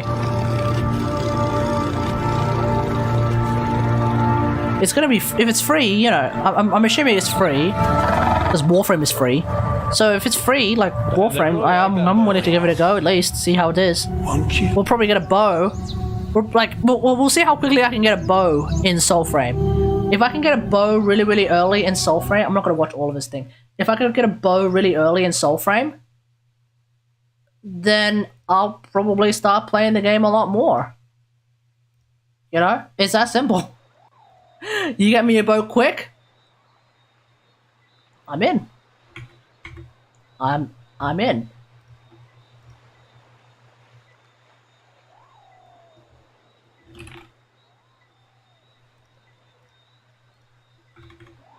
But yeah, we'll see what happens. I guess I'll just fiddle around here and do these things real quick. Oh wow, wait. So I guess on Sunday these things are a lot more of these things are available. Oh, okay. Oh, whoops. Which one do I want then?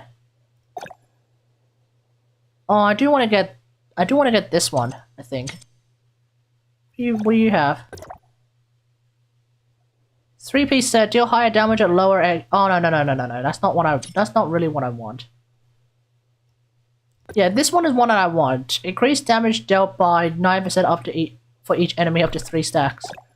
Like, I already have 1 piece of this, so I might as well try and get more of them. I think that's the way to go, right? And they're available Wednesday and Sunday, hey? Oh, so in Tower of Fantasy, there's no, like, farm everything day, huh? Interesting. Meanwhile, in Genshin, we have a farm everything day. It's called Sunday.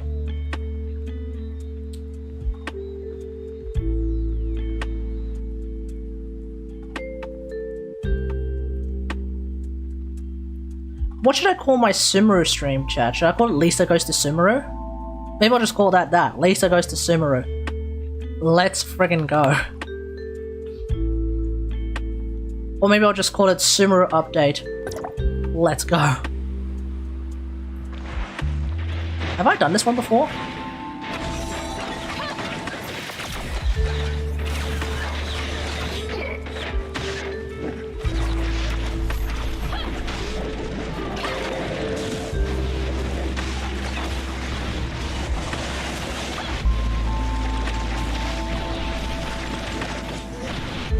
Hang on, it just occurred to me. If there's gonna be flame resist, how about I use the staff?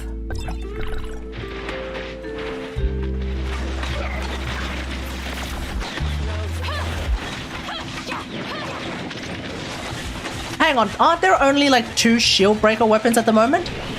And both of them are fire based, aren't they? Oh, that's dirty. And then there's flame resist. And both the shield breaker weapons are flame based. That's dirty. What am I missing?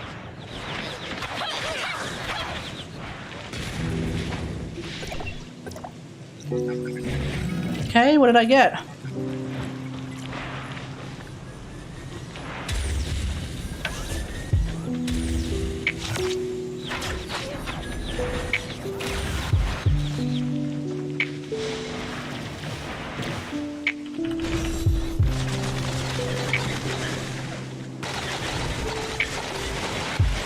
Game's a bit on the laggy side.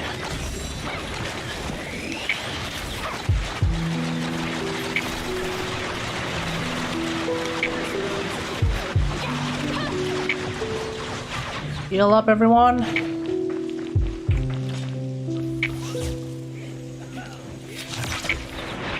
Did I really miss that freaking charge shot?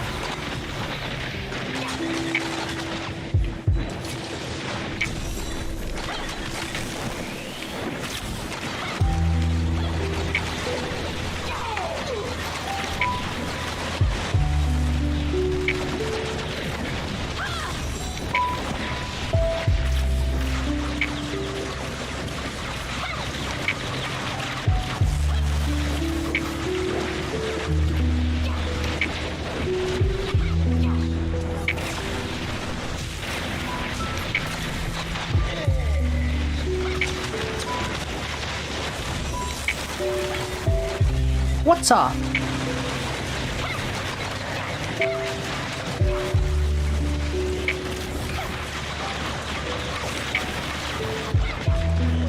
There we go.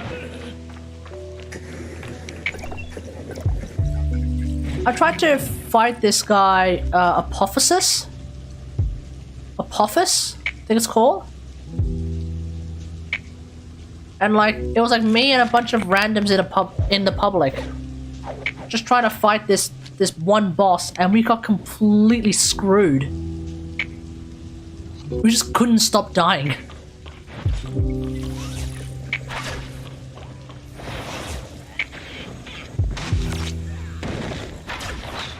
Right in the ass.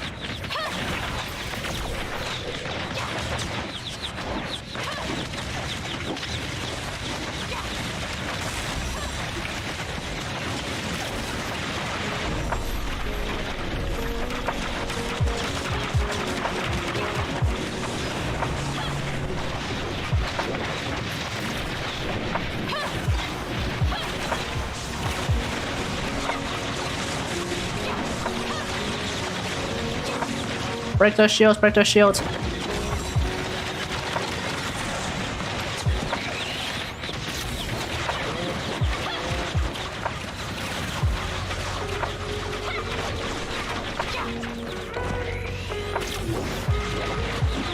Oh, bruh.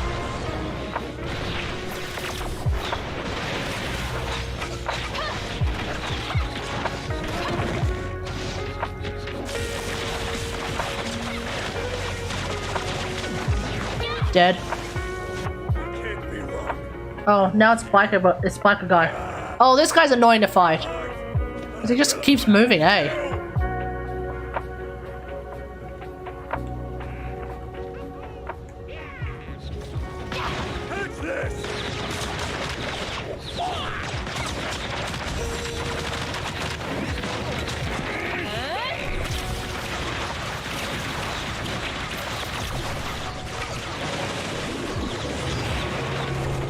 Ah.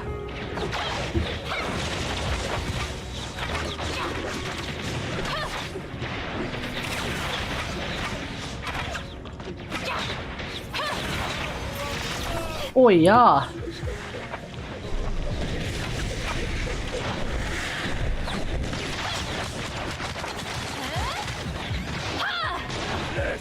Ah.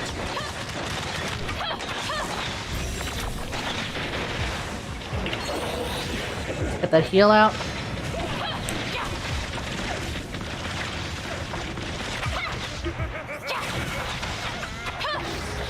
What? What is this?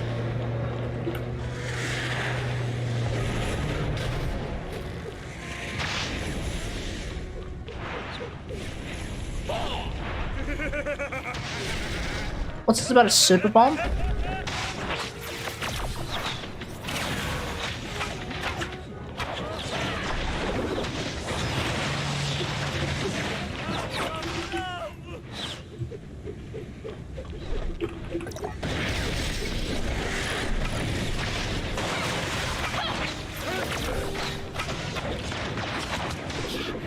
Oi.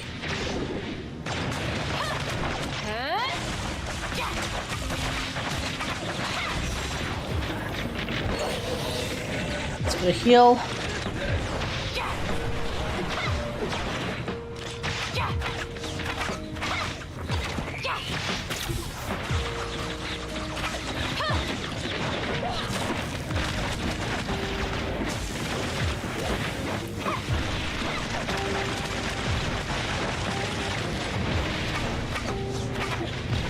What the hell?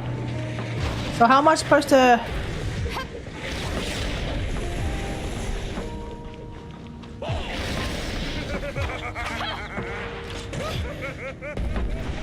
Ah, the fuck?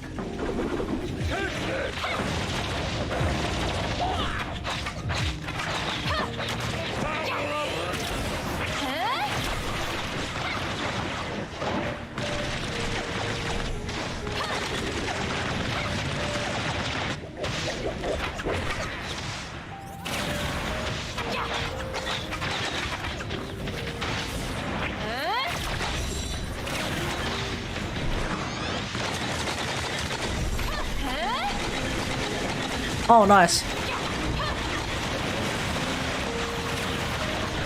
Oh wow, DPS top, DPS window, DPS window.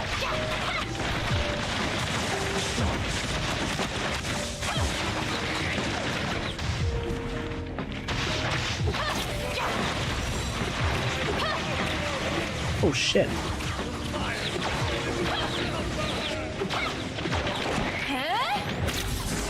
Got him.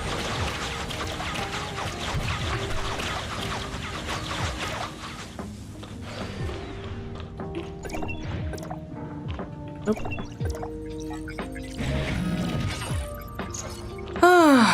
Oh, 11:43 now.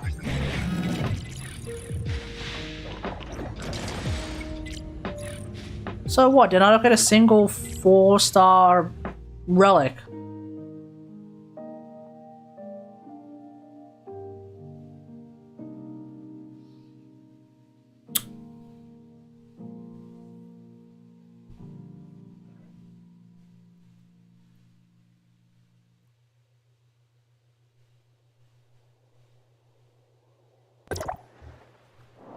Hang on, I can't remember.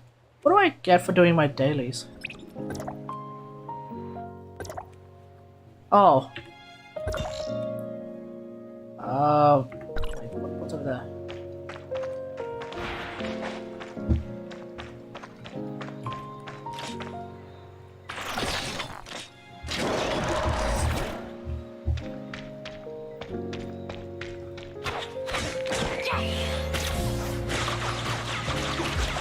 Alright, I'll open that up.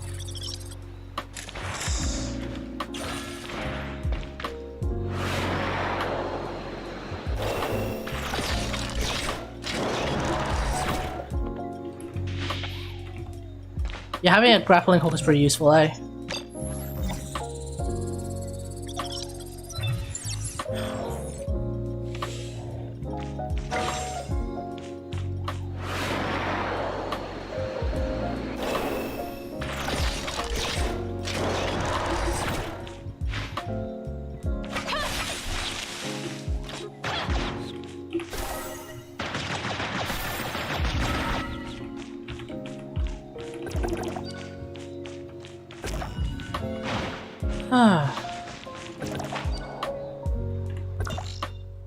Okay. Okay, let's do. Oh, okay. Some of my dailies are in the Astra area. Wonderful.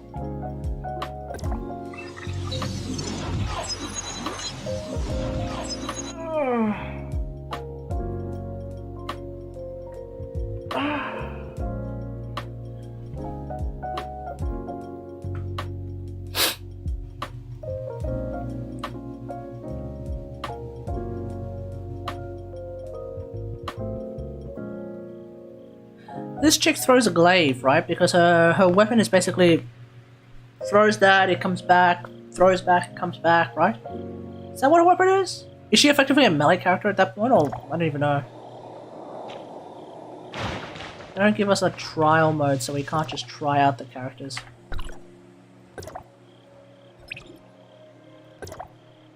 Oh, I haven't gone to Mia's kitchen. Mia is currently executing food preparation sequence.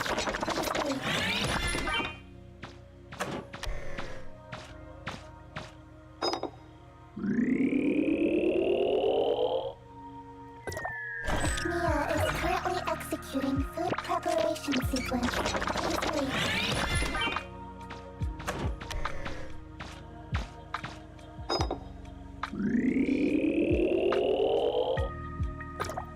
Mia is currently executing food preparation sequence.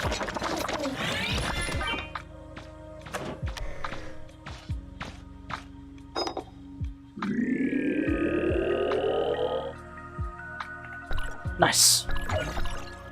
Thanks, Mia.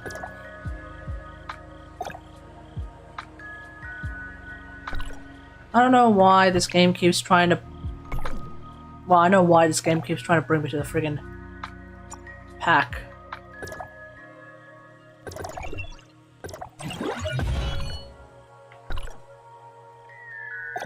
What? Equipment. Ooh.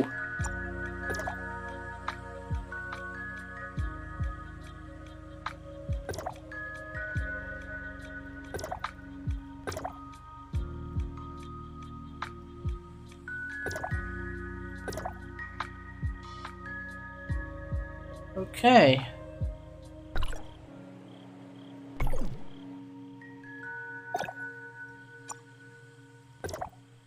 I can't enhance this. No, I can't enhance this, and I can't really enhance this, and I can't even enhance this either.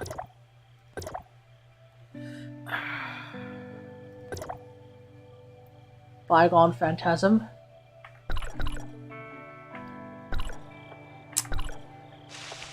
So many systems, and this UI is always a bit scuffed.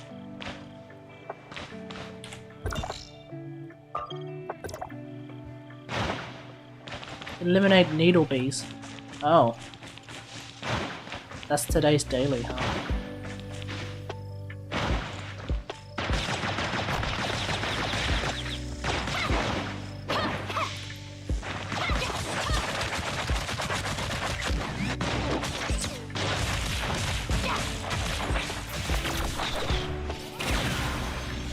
Okay.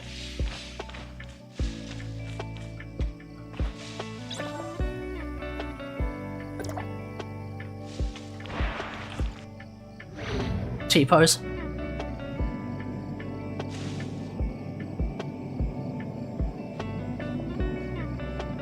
It's 12 o'clock.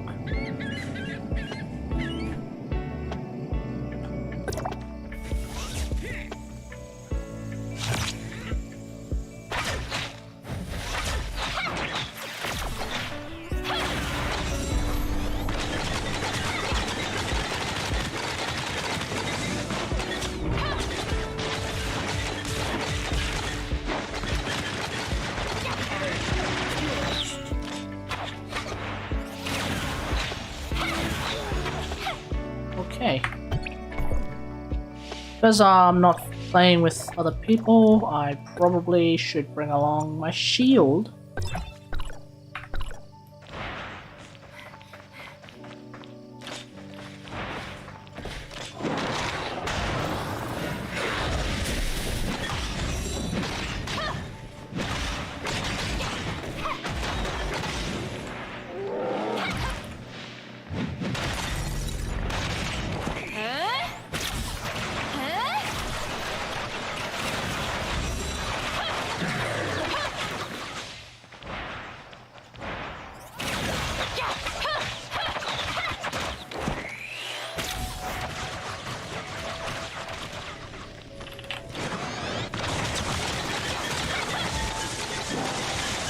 What's up?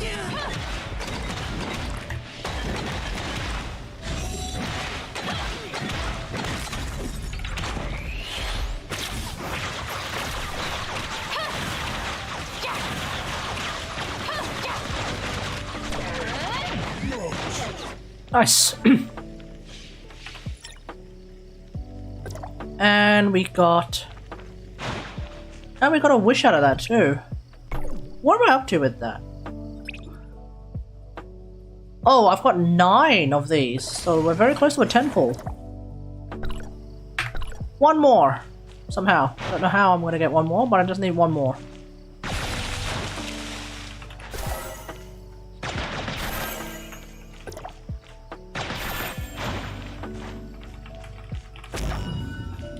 I think the extra free-to-play, the super duper free-to-play ones, I suspect they actually, I suspect they respawn.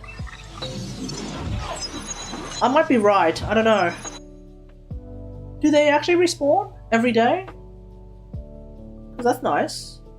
I guess that's sort of their way of trying to, like, sort of goad people into, or trick people into potentially, like, getting addicted to the gambling.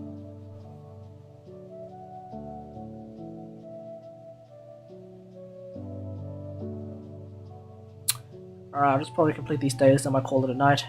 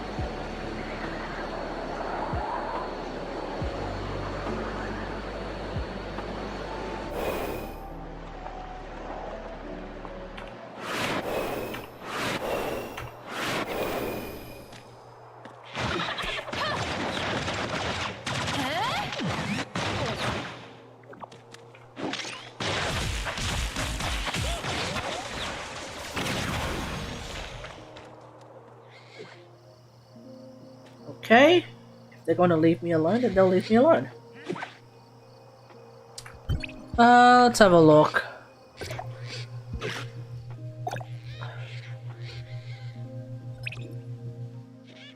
Gain lots of XP via weekly activities to raise the battle pass.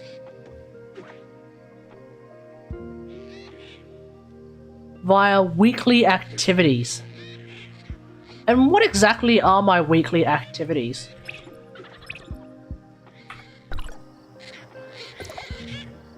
Oh, is it these? So I do these and these also help with the battle pass. Is that the go? Okay.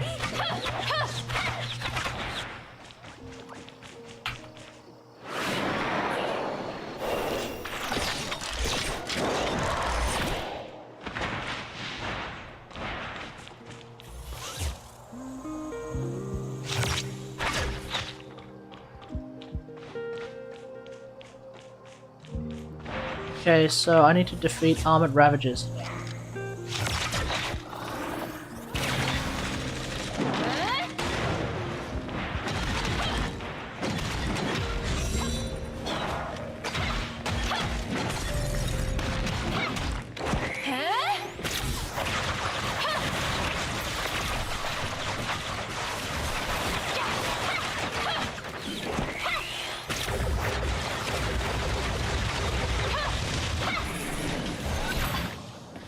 Oi.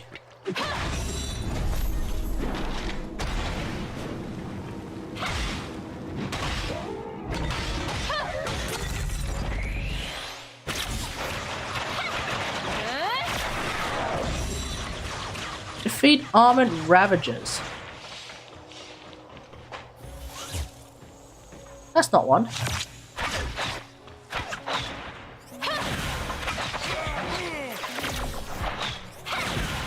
That's just a rabbit. Oh, these guys.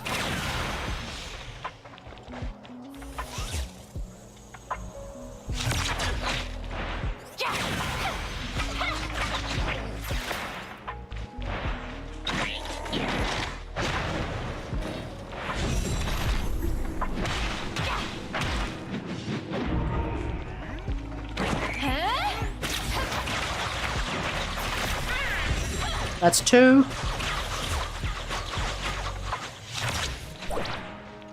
And that's three.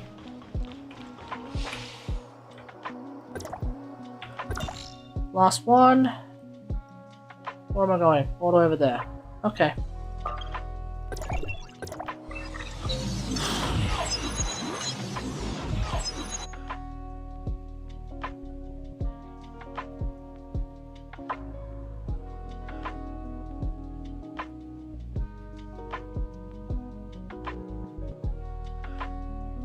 Oh, yeah.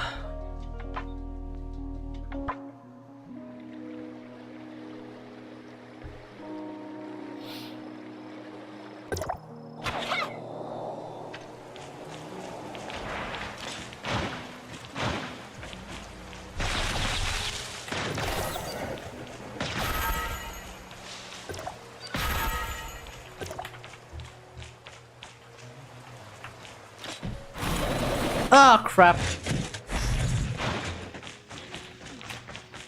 Forgetting to check which set of gear I have.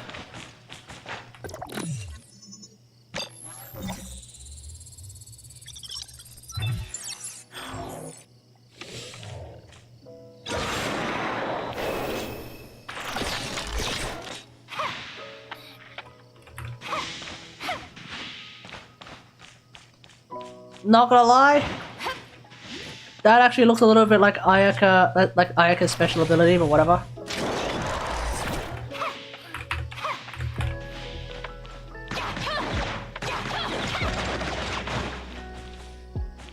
Hello, motherfuckers.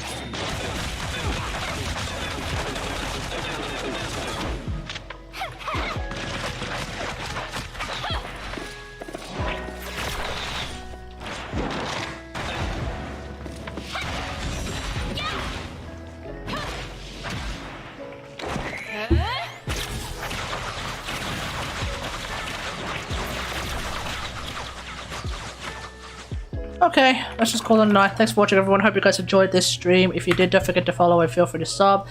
If you're watching on YouTube now or in the future, don't forget to like, share, subscribe. And until next time, I'll see you guys later. Thanks for watching. Bye.